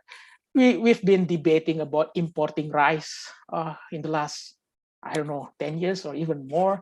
It's always become a debate, import rice or self-sufficient for rice and so on, because we see rice as the only, maybe I would say, maybe not the only source of food. Maybe it's not also kind of valid, but I can say it is almost major source of food. And then to solve that problem, we have this program called Rice Field Expansion, or we call it Cetak Sawah. So governments, stakeholders have been putting effort to print more rice field, to open more rice field in order to be able to provide rice, our major food. And then even when we talk about the peatland, my background actually is I used to work in the, as mentioned before, 19 years working at the with CIFOR, Center for International Forestry Research. So peatland or peat swamp actually is a very close to our daily mind. So every day we were thinking about peatland, peat swamp that has to be conserved. But in other way, we also try to convert the peatland or peat swamp into the rice field. Why? Because we have the rice trap. We've been trying to expand. We've been trying to develop, to increase our rice production, and then there are some consequences because of it, and there are issues. And we are those are happening because we have lack of contingency plan. We are not so diversified. We are lack of diversification, and lastly, we also have the culture of fast food. Our generations. I mean, our children today. I mean, also maybe ourselves still consuming fast food. Fast food actually is one of for some people, especially the urban society, fast food become a culture, and this all components, these all points that are raised actually is are the challenge for us actually to find the new source of food for us as a trigger us to diversify. So in order to be able to diversify, we have to put strategies. What we do, we as a company, myself as a researchers, as also practitioners in the food industry, we are exploring the opportunity. So when we explore new opportunity, what we are looking at, many different aspects. For instance, we are looking at the existing low utilized agriculture commodity, but has a potential market of its end product. So this actually has been triggering us to find a new source of food. And then in order to be able to do that, or when we find that source of, when we find a particular commodity, we have to understand the value chain. We have to understand the production to consumption system. We have to understand how the commodity being produced from the raw material production area. Are they managed? Are they wild, not being planted, or they are cultivated? And we also have to understand the value chain, the chains to the consumer. And that's why we are putting effort. We are putting significant sort of investment to understand the value chain. To explain a little bit that myself, I'm not a, I cannot call myself as agriculture scientist. I'm more a value chain person. As I explained before, that my education background, I was my undergrad is statistics.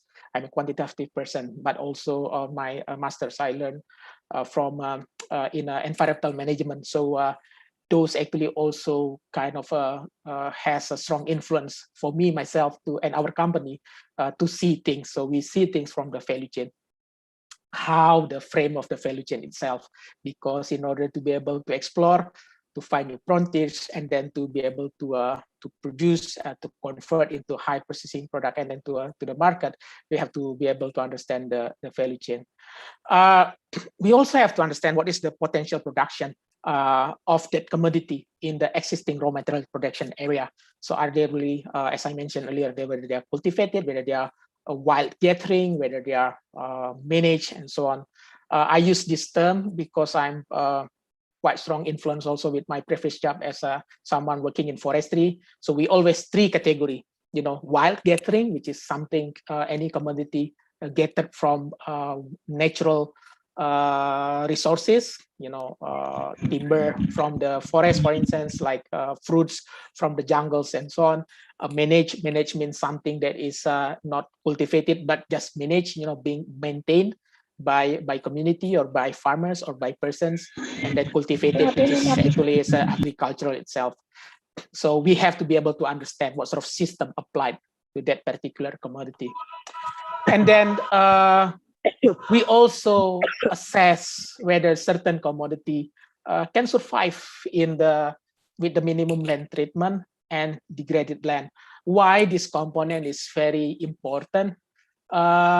This is strongly related with mitigation and adaptation to climate change.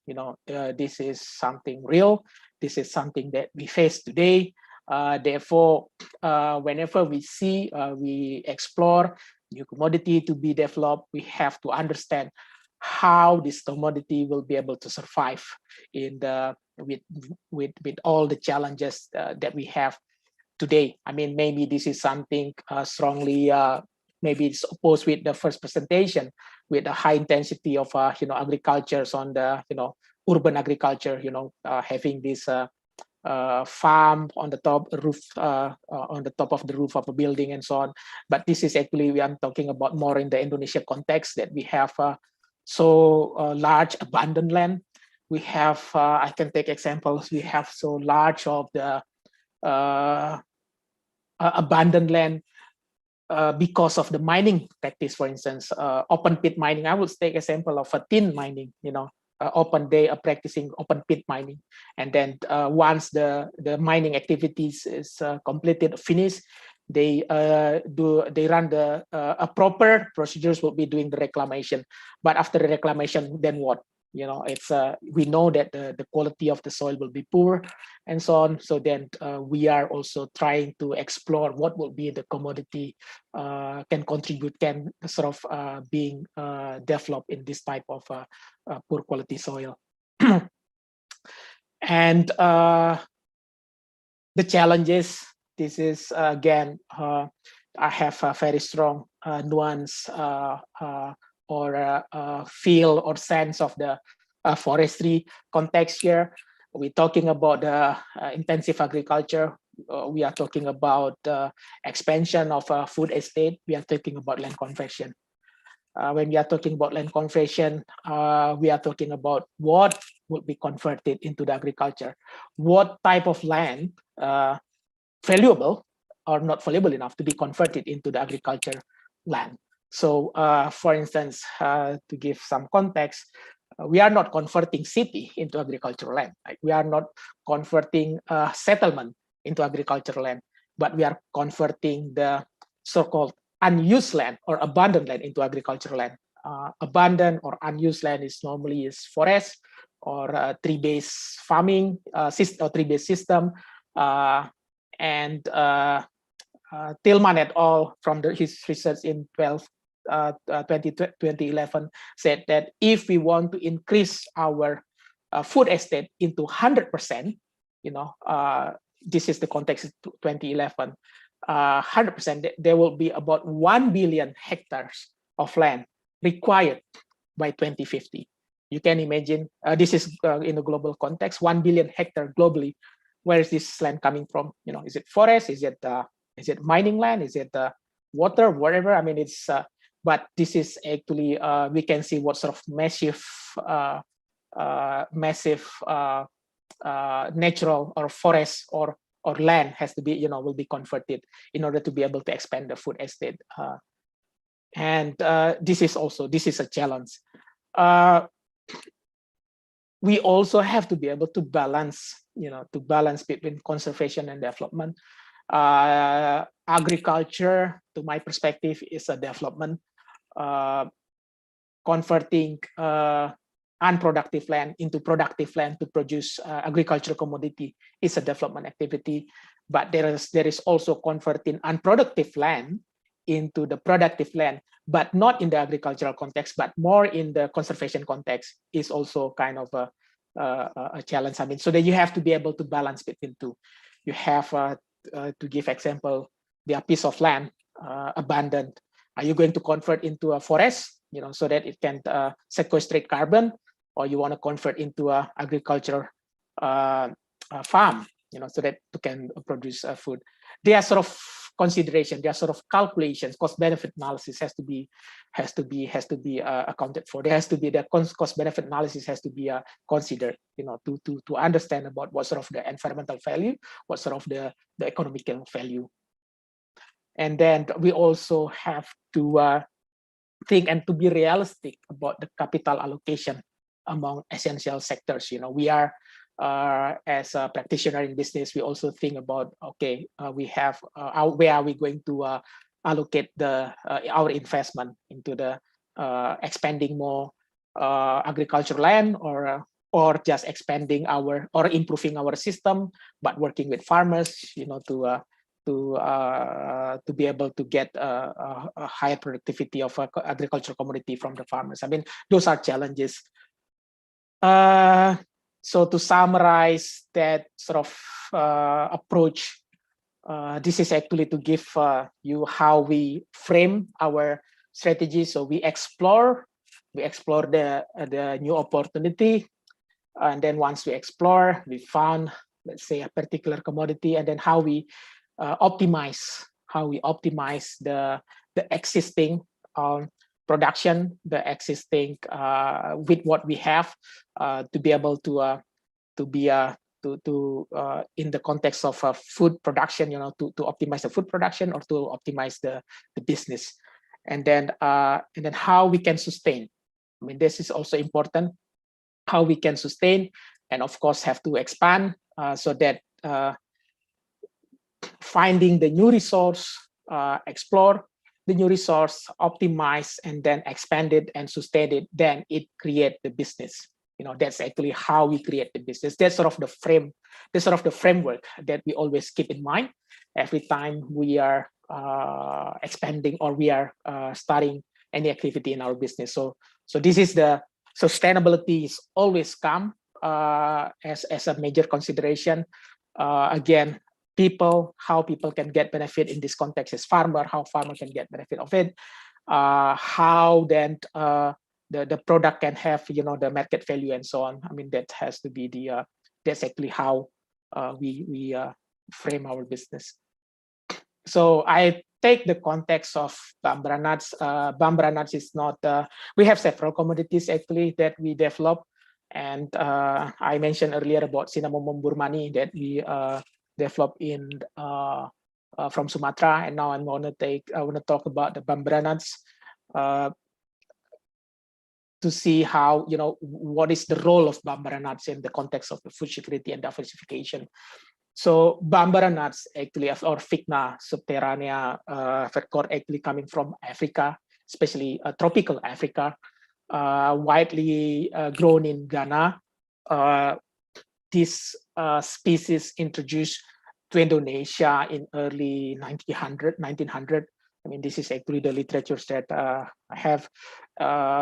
It's of course, it's actually developed by the Dutch government at the time, the colonial government. So they developed this commodity. We know there are several commodity imported or introduced to Indonesia during the Dutch colonialism era. We know coffee, we know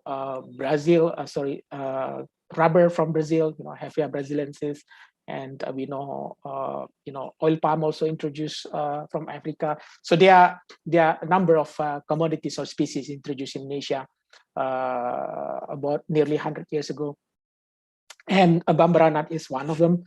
And at the beginning, Bambara nuts was introduced more in terms of research by the Dutch government at that time. So Bogor city is very well known as the research city. So they developed the Bambara nuts in Bogor, and they grew it in Bogor, and so that's why it's called as Kacang Bogor. So that's actually the history of Kacang Bogor, because it's introduced first time in Kacang Bogor. Even though Kacang Bogor, if you go to Bogor, if you visit Bogor, either Bogor Regency or Bogor City, it's hardly to find Kacang Bogor, almost not. but you can find asphalt, you can find concrete, you can find buildings, a little bit of rice field, but not kacang Bogor. So, but kacang Bogor is widely planted in Java. Normally, it's developed together with the groundnut. With the groundnut that we know, I mean, it's among farmers, they don't call it kacang tanah, they call it kacang Garuda because it's very well known with a particular brand. So yeah, kacang Bogor normally planted together with kacang tanah. It's very rare that kacang Bogor grow by itself. You know, it's normally intercrop. Profile of Bambara nuts, it's survive in the poor soil quality and degraded land. As I mentioned earlier, when we think about a certain commodity, we think about how that particular commodity can be developed in a degraded land. You know, this is sort of, again, come back to my earlier point to the mitigation and adaptation of climate change. And Bambara nuts or kacang Bogor is also a very low maintenance. I mean, yeah, I can say it's very, very low maintenance. I mean, you grow it and there's very minimum treatment. There are some treatments, but very minimum. And then it's seasonal, you know, we call it high cycle. You know, in a year, you can do 2 to 3 harvests a year. And then the kacang Bogor or Bambara nut actually in Indonesia have about 7 cultivar. You know, the colors is around black, brown, red, you know, and then that's actually the major color. But then you see the black brownish or black reddish, brown reddish, and then combination of those 3 colors to indicate the different cultivar. But they are actually widely grown from Western Java into the Eastern Java, but not in Bogor again.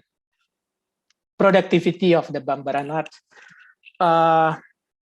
per hectare, if you maintain the farm really good, you can get 11 metric tons of wet pots of Bambara nuts. Or if you're not maintaining really good, you can get like 4 or 5 tons, metric tons of wet pots of Bambara nuts. That will be equivalent into 1 to 3 metric tons of dried beans. You know, remove the pots and then you dry the beans. Then that will be the what you get, because to consume, you don't consume the pots, but you consume the beans in our context for our industry. So it's quite low percentage of the dried product from the wet. And this is also the considerations about how what sort of how we have supposed to dry it, how we are going to produce it, and then what sort of price applied. Is it price dried or price wet? You know, and the market, the volume and the price of the Bambara nut actually is lower than the groundnuts. Said farmer call it kacang Garuda. You know, it's even sometimes even half, nearly half of the groundnuts. This is, I'm talking context of the kacang Bogor planted around Sukabumi, Garut in West Java. Therefore, because they have very low price, when you have to develop it in the low rent area. You have to develop it in the area with where land price is very low. I mean, I'm talking about, to be frank, you are talking about 1 hectare for about 3 million. 1 hectare for about 4 million. I mean, that's so it's this is the challenge. You know, this is the challenge about how you know. Therefore, it's that's the reason why it's hard to find kacang Bogor in Bogor, because of the price of the land. But you can find kacang Bogor in southern Sukabumi, quite remote area that very few people want to expand their business there. So it's only, you know, like mainly the farm. And then normally that farm also intercrop with kacang, with the groundnut, with kacang tanah. And we as practitioners in the food industry see this as opportunity. So which means that kacang Bogor is planted, is still grow there. I mean, there's no, the challenge is a minimum, but we have issue with the economic value, or this is something has to be developed, because the idea that we would be able to give more values to the farmers. I mean, then I'm again just to reiterate myself, I'm not a nutritionist, I'm not a food scientist, I'm a value chain person, so I see things how particular things or commodities can be developed, how commodities can have better values and give values to the farmers, and how they can be sustained. So in the, I call it project of our Bambara nuts, this is actually soft launching. This product is not yet grand launch. We work with our partners in Malaysia, in Singapore, to produce this product. You see, it's very familiar. This is that we see every day, especially students. You are familiar with the instant noodle, with mie goreng or mie rebus. This is so Bambara nuts actually is raw materials for the instant noodle. For a noodle, we call it bam noodle, and our Bambara nut also can be used to produce soybean, kecap manis. And what is interesting that kecap manis using soybean, that we import soybeans in the 2020, 2019 and 2020 is about 7 million metric tons per year. I mean, that's huge. Of course, mainly from tempe, to produce tempe and tahu, but also for soybean, for kecap manis. I mean, that's this is we see this as opportunity. If we can use Bambara nut as the alternative of soybean that is highly imported from our country, maybe we can develop Bambara nut for something new. Maybe we can develop Bambara nut and then give more value to the farmer. So this is actually how we see the things, and then how we see the business opportunity. And of course, we have the research team in Singapore. Our partner has their lab in Singapore. They are developing the lab in Singapore actually keep exploring, the new commodities, what else that we can produce, what else. And then we are small scale, we are not a large scale. I mean, but if we talk about spices, like cinnamon in my first 1 or 2 slides, we are, I can consider ourselves large scale, because, if the practitioners in the cinnamon business, they might know our company's name, CHC. Well, you cannot claim yourself small, you should claim yourself large, because in cinnamon, we are one of the largest in Indonesia. But for Bambara nuts, we are new player. We are exploring this new commodity. And this is actually what I'm talking about, that we need to explore our surroundings. We need to explore to the rural area, what they have, what we can develop, what we can convert, for something that you can find every day. Because kacang Bogor, Bambara nut, mainly produced until today, mainly produced for, just for daily consumption with the, you just boil it, kacang rebus, just boil it and then sell it in the market, or for household consumption as snack, but not as a main food, as not a staple food.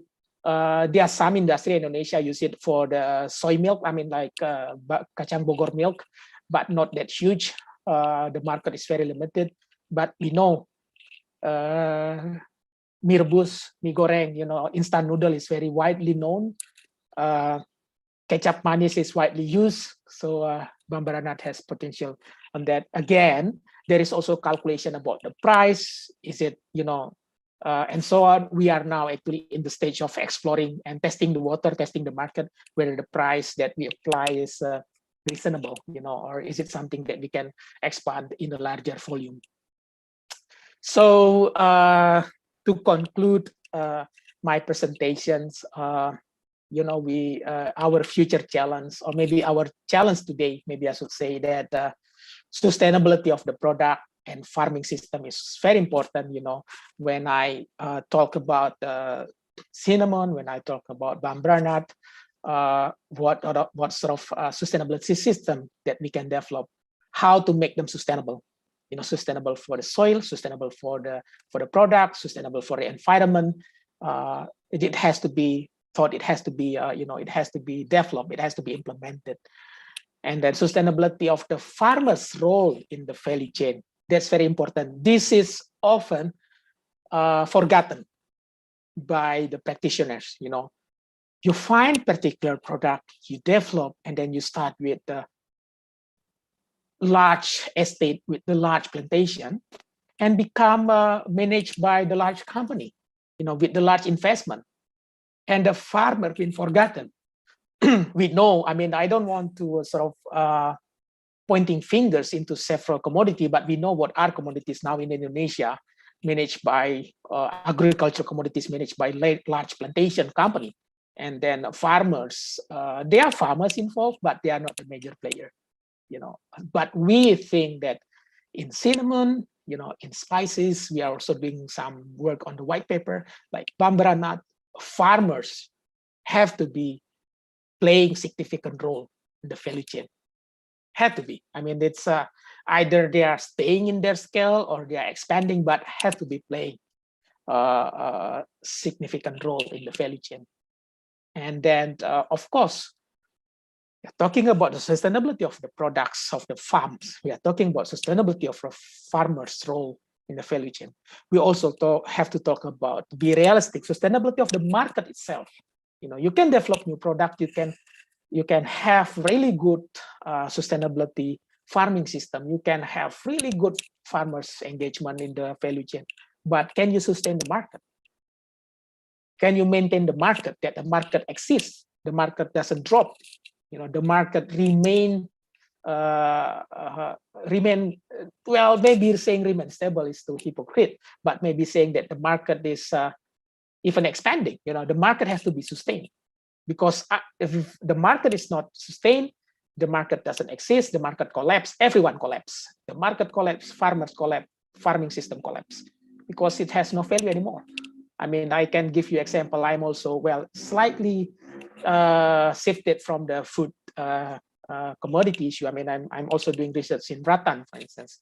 Rattan in the past, rattan and bamboo in the past used to be very strong commodity in Indonesia. Rattan, Indonesia is the major producer, major exporter of rattans. But what happened today? Rattan is almost, rattan is scarce. Even we are in the sunset of the rattan industry, because they are not, the market is not sustained. I mean, they are being replaced with the plastic. We are being replaced with the iron furnitures, with the new fancy handicraft and so on.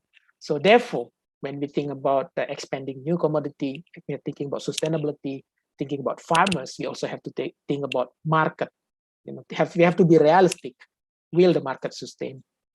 I think that's all my presentation. I hope those presentation can bring some interesting discussion among us.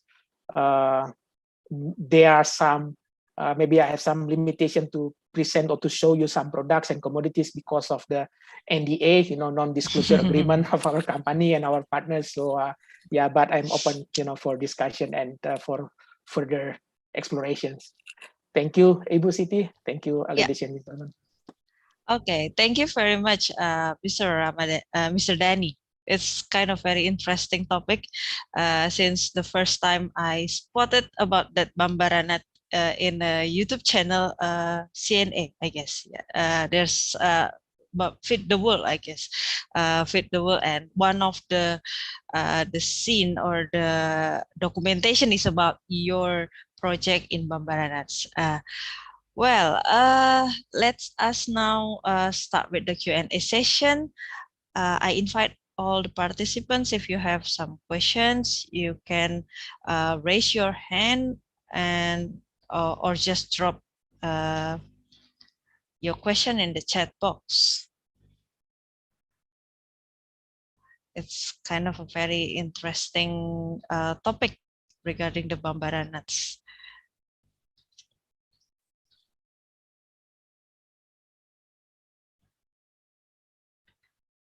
Okay.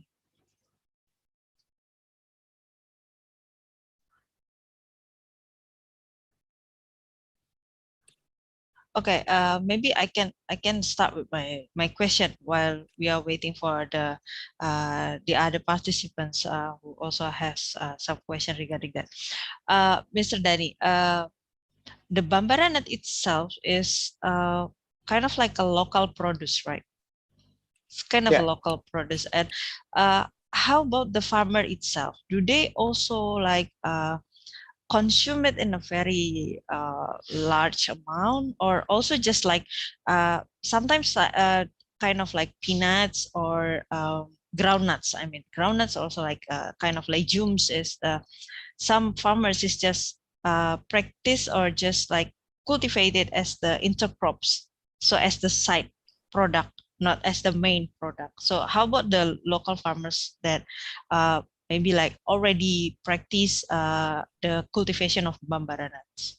Yeah, so they are, you are correct, Bu Siti, that they are intercrop with, interesting that they are intercrop with groundnut, with kacang tanah, and also intercrop with banana, with corn. Yeah, it's very rare. I found a few farms they have a monoculture for Bambara nut, but it's only but only few. Mainly they are intercrop. Intercrop. Okay. Okay. I think we have one question for you, Mr. Danny, and how to make farmers understand the sustainable market and maintain that market from to support their system. Yeah, you live with them. I mean, this is one of the common questions that I got, when with our partners when we kind of start to develop our projects with certain commodity. The questions will be, how you convince the farmer. Yeah, how you convince the farmer. And then to convince, actually, you have to live with them. I mean, you got to stay there. You got to understand what actually they're looking for. They're looking for market. I mean, at the end of the day, everyone want to raise their income. They want to earn money from for the prosperity, for the welfare.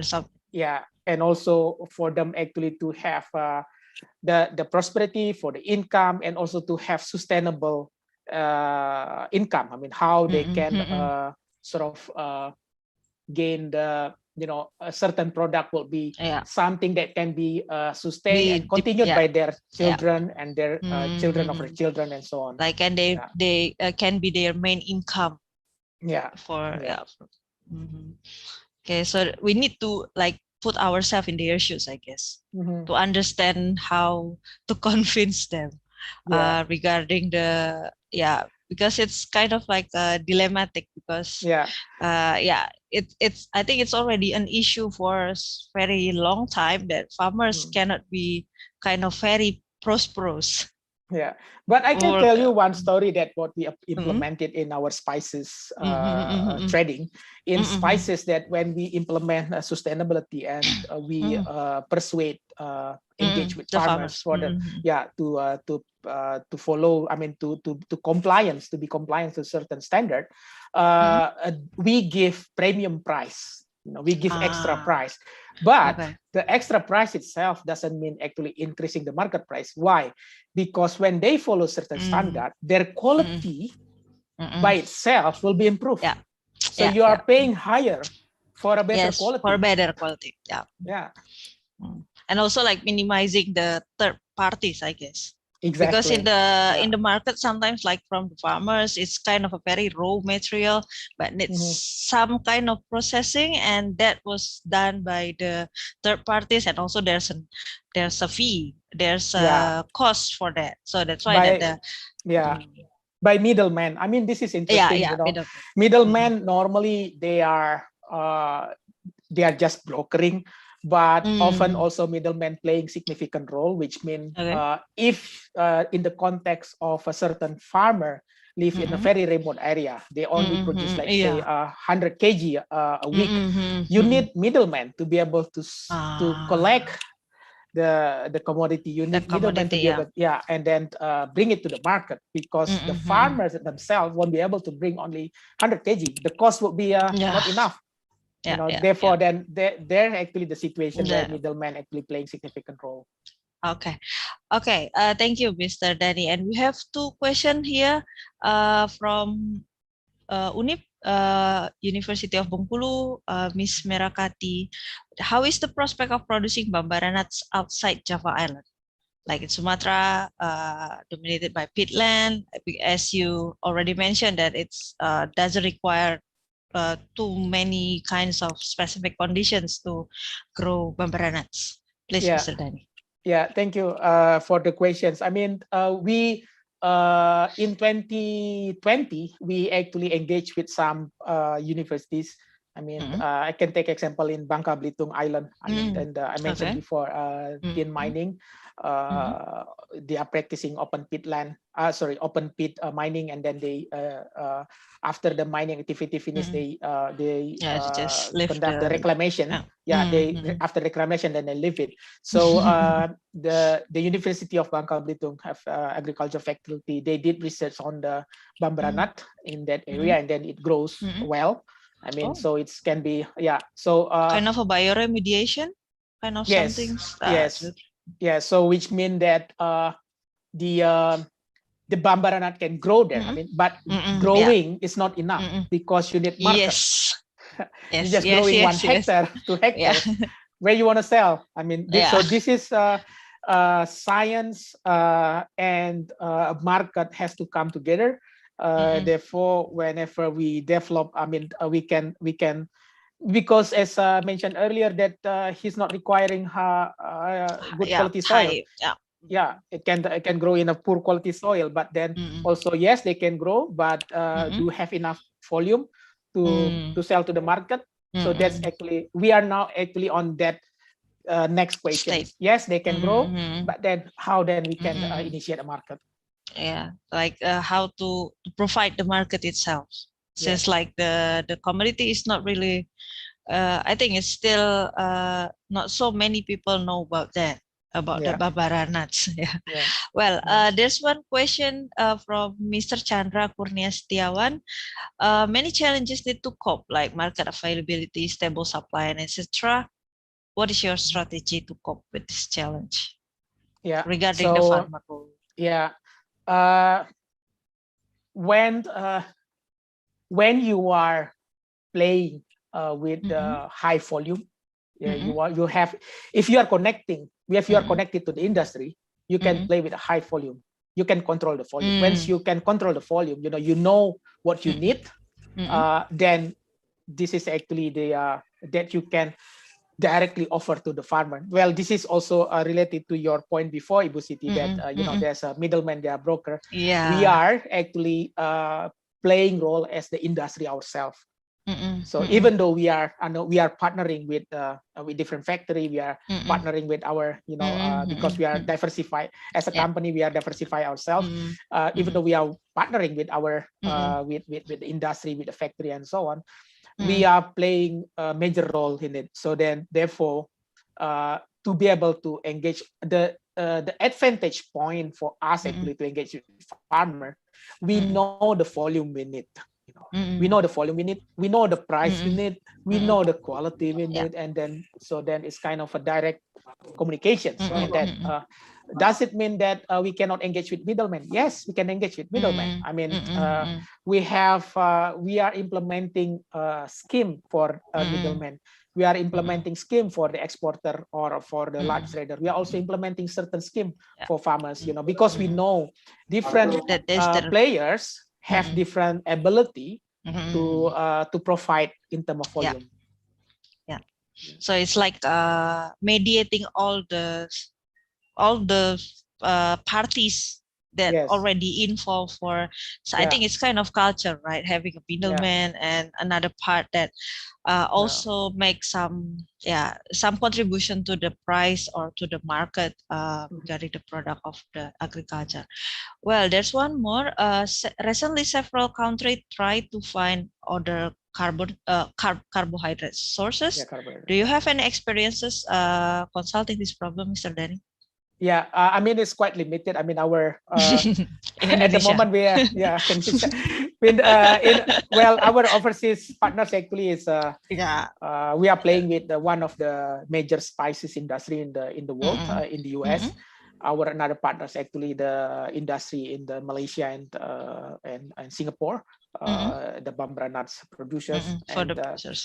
So we are also talking about carbs sources, but it's quite limited. I mean, we are talking in a very specific commodities, because our, as I mentioned earlier, what driven us actually, we see what is available, whether we can develop, and then how then we can develop, then how can we, if the market doesn't exist, how we create it, and then how we can sustain it.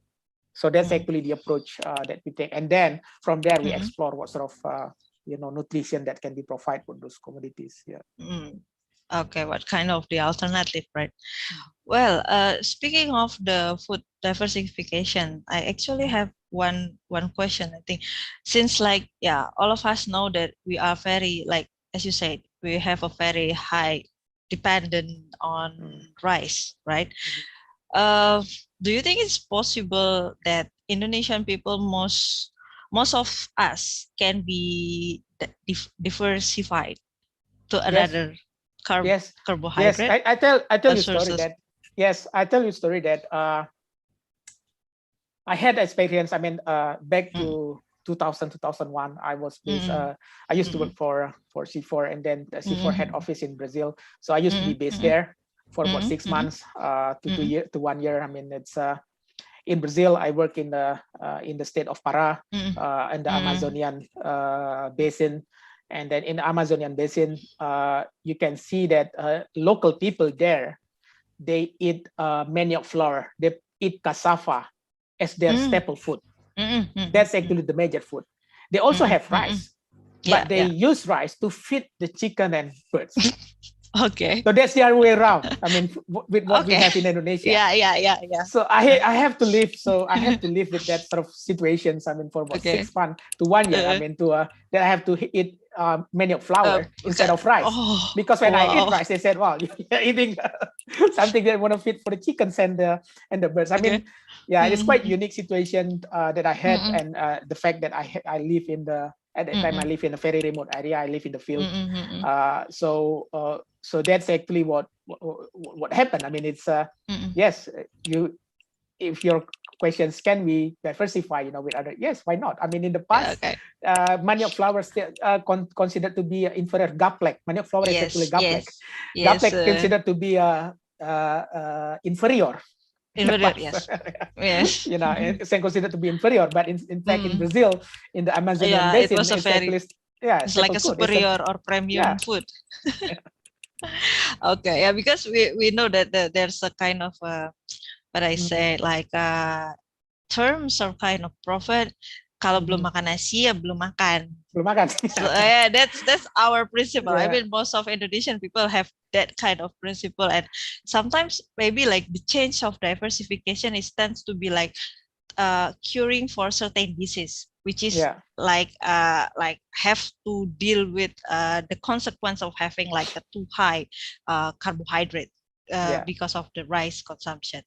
Well, there is one question, Mr. Danny. I think this will be our last question for your session. Could you mention our diversity that maybe become great opportunity for the world carbohydrate source?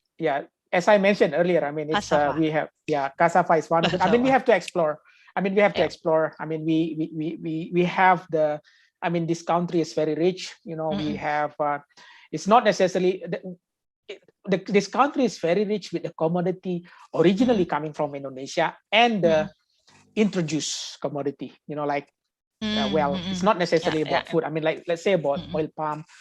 Coffee, even bambara nut, they are not original. They are introduced from overseas to Indonesia, and then they are now actually being grown here. And then there are so many options. We can again, I cannot claim myself we've been exploring that much. I mean, we're still exploring. We are not only about the carb. Different kind of source of food, including spices. That what we can develop. I mean, those are. We are also talking about herbal. I mean, herb. Herbal. That's also something that we can explore because of we have sort of a high richness of the the species. Diversity. So therefore, I think yes, let's explore our surroundings. I mean, maybe after this webinar, let's see around what we have. I mean, maybe anything that we never think before. Can be developed to something more useful. I mean, more higher value. Yes, and at least try to not stick with rice for the first. That's the first project. I'm not advocating that not to eat rice. I mean, I'm not in that type of, because myself, I still eat rice. I mean, even now you have this expensive rice, you know, the shirataki rice. This is the Japanese. Yes. But it's kind of an introduce also, I think. Yes. It's kind of like there's also like a sushi rice, the koshiari or what. I think that kind of variety, which also like not really the ones that cultivated or origin from Indonesia. Yeah, that's a very big project, I guess, right?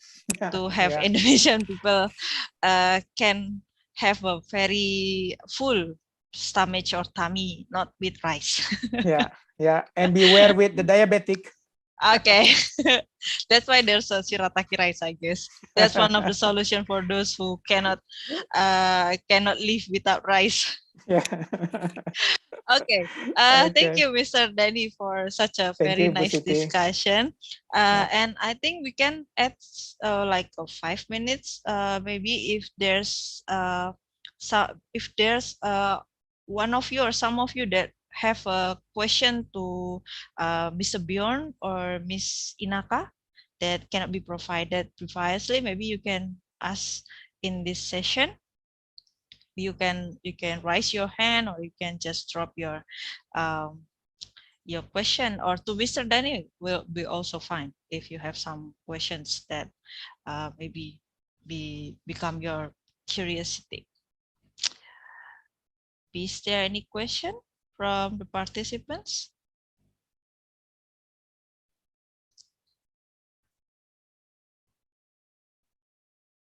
Okay. Okay, I think it's quite a very critical hour, I guess. It's 11:44. Especially when you talk about rice. Yes. And it's close to the lunchtime, so I think everyone is starting to losing some focus or concentration regarding to the clock. Yeah. Okay. If there is no question, okay. I think if there is no question, maybe we can end this session for the keynote session. Could be, yeah. Okay. So, ladies and gentlemen, that is the end of our keynote session.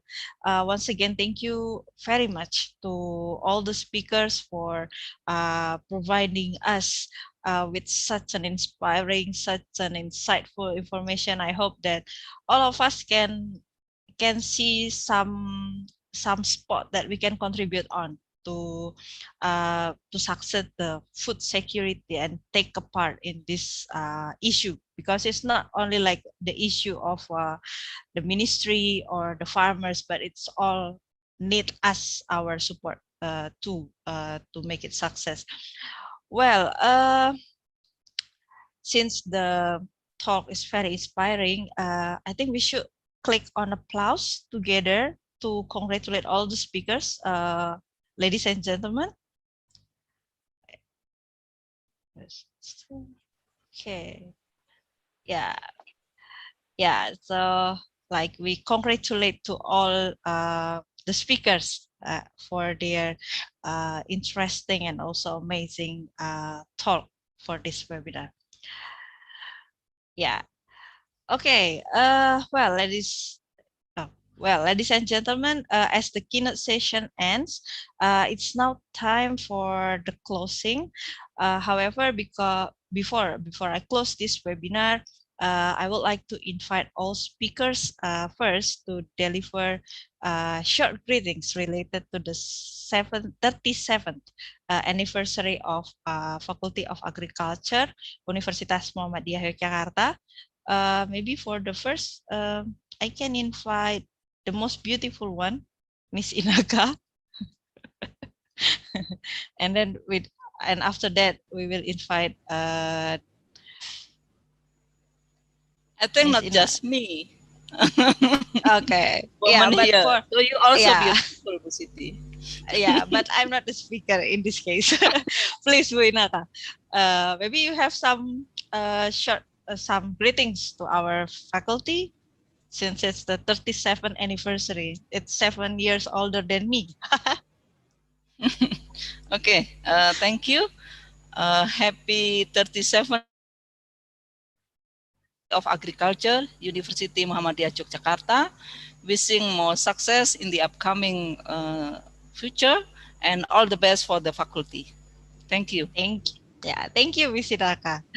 Well, for the next, maybe I will invite Mr. Danny.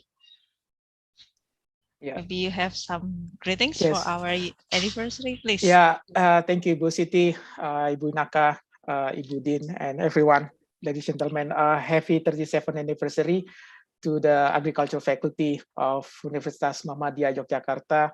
Selamat Dirgahayu yang ke-37 tahun terhadap Fakultas Pertanian UMY.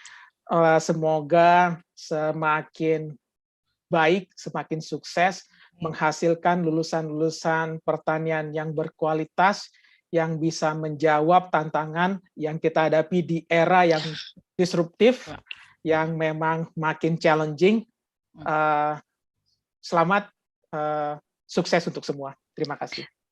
Well, terima kasih, Mr. Danny. And last but not least, I will invite Mr. Bjorn.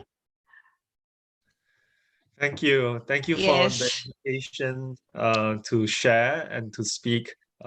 And for the other wonderful speakers as well. I've learned a lot today.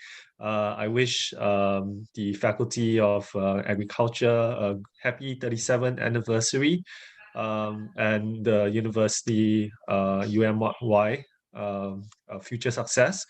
I hope we can look at agriculture from future and advance of technology, but also consider the humanistic approaches to agriculture as well. I hope we will be able to meet in the future and collaborate on future projects. Yes. Inshallah lah. Yeah, inshallah. Thank you, Mr. Bjorn. Yes, thank you for all the speakers for the wishes to our faculty.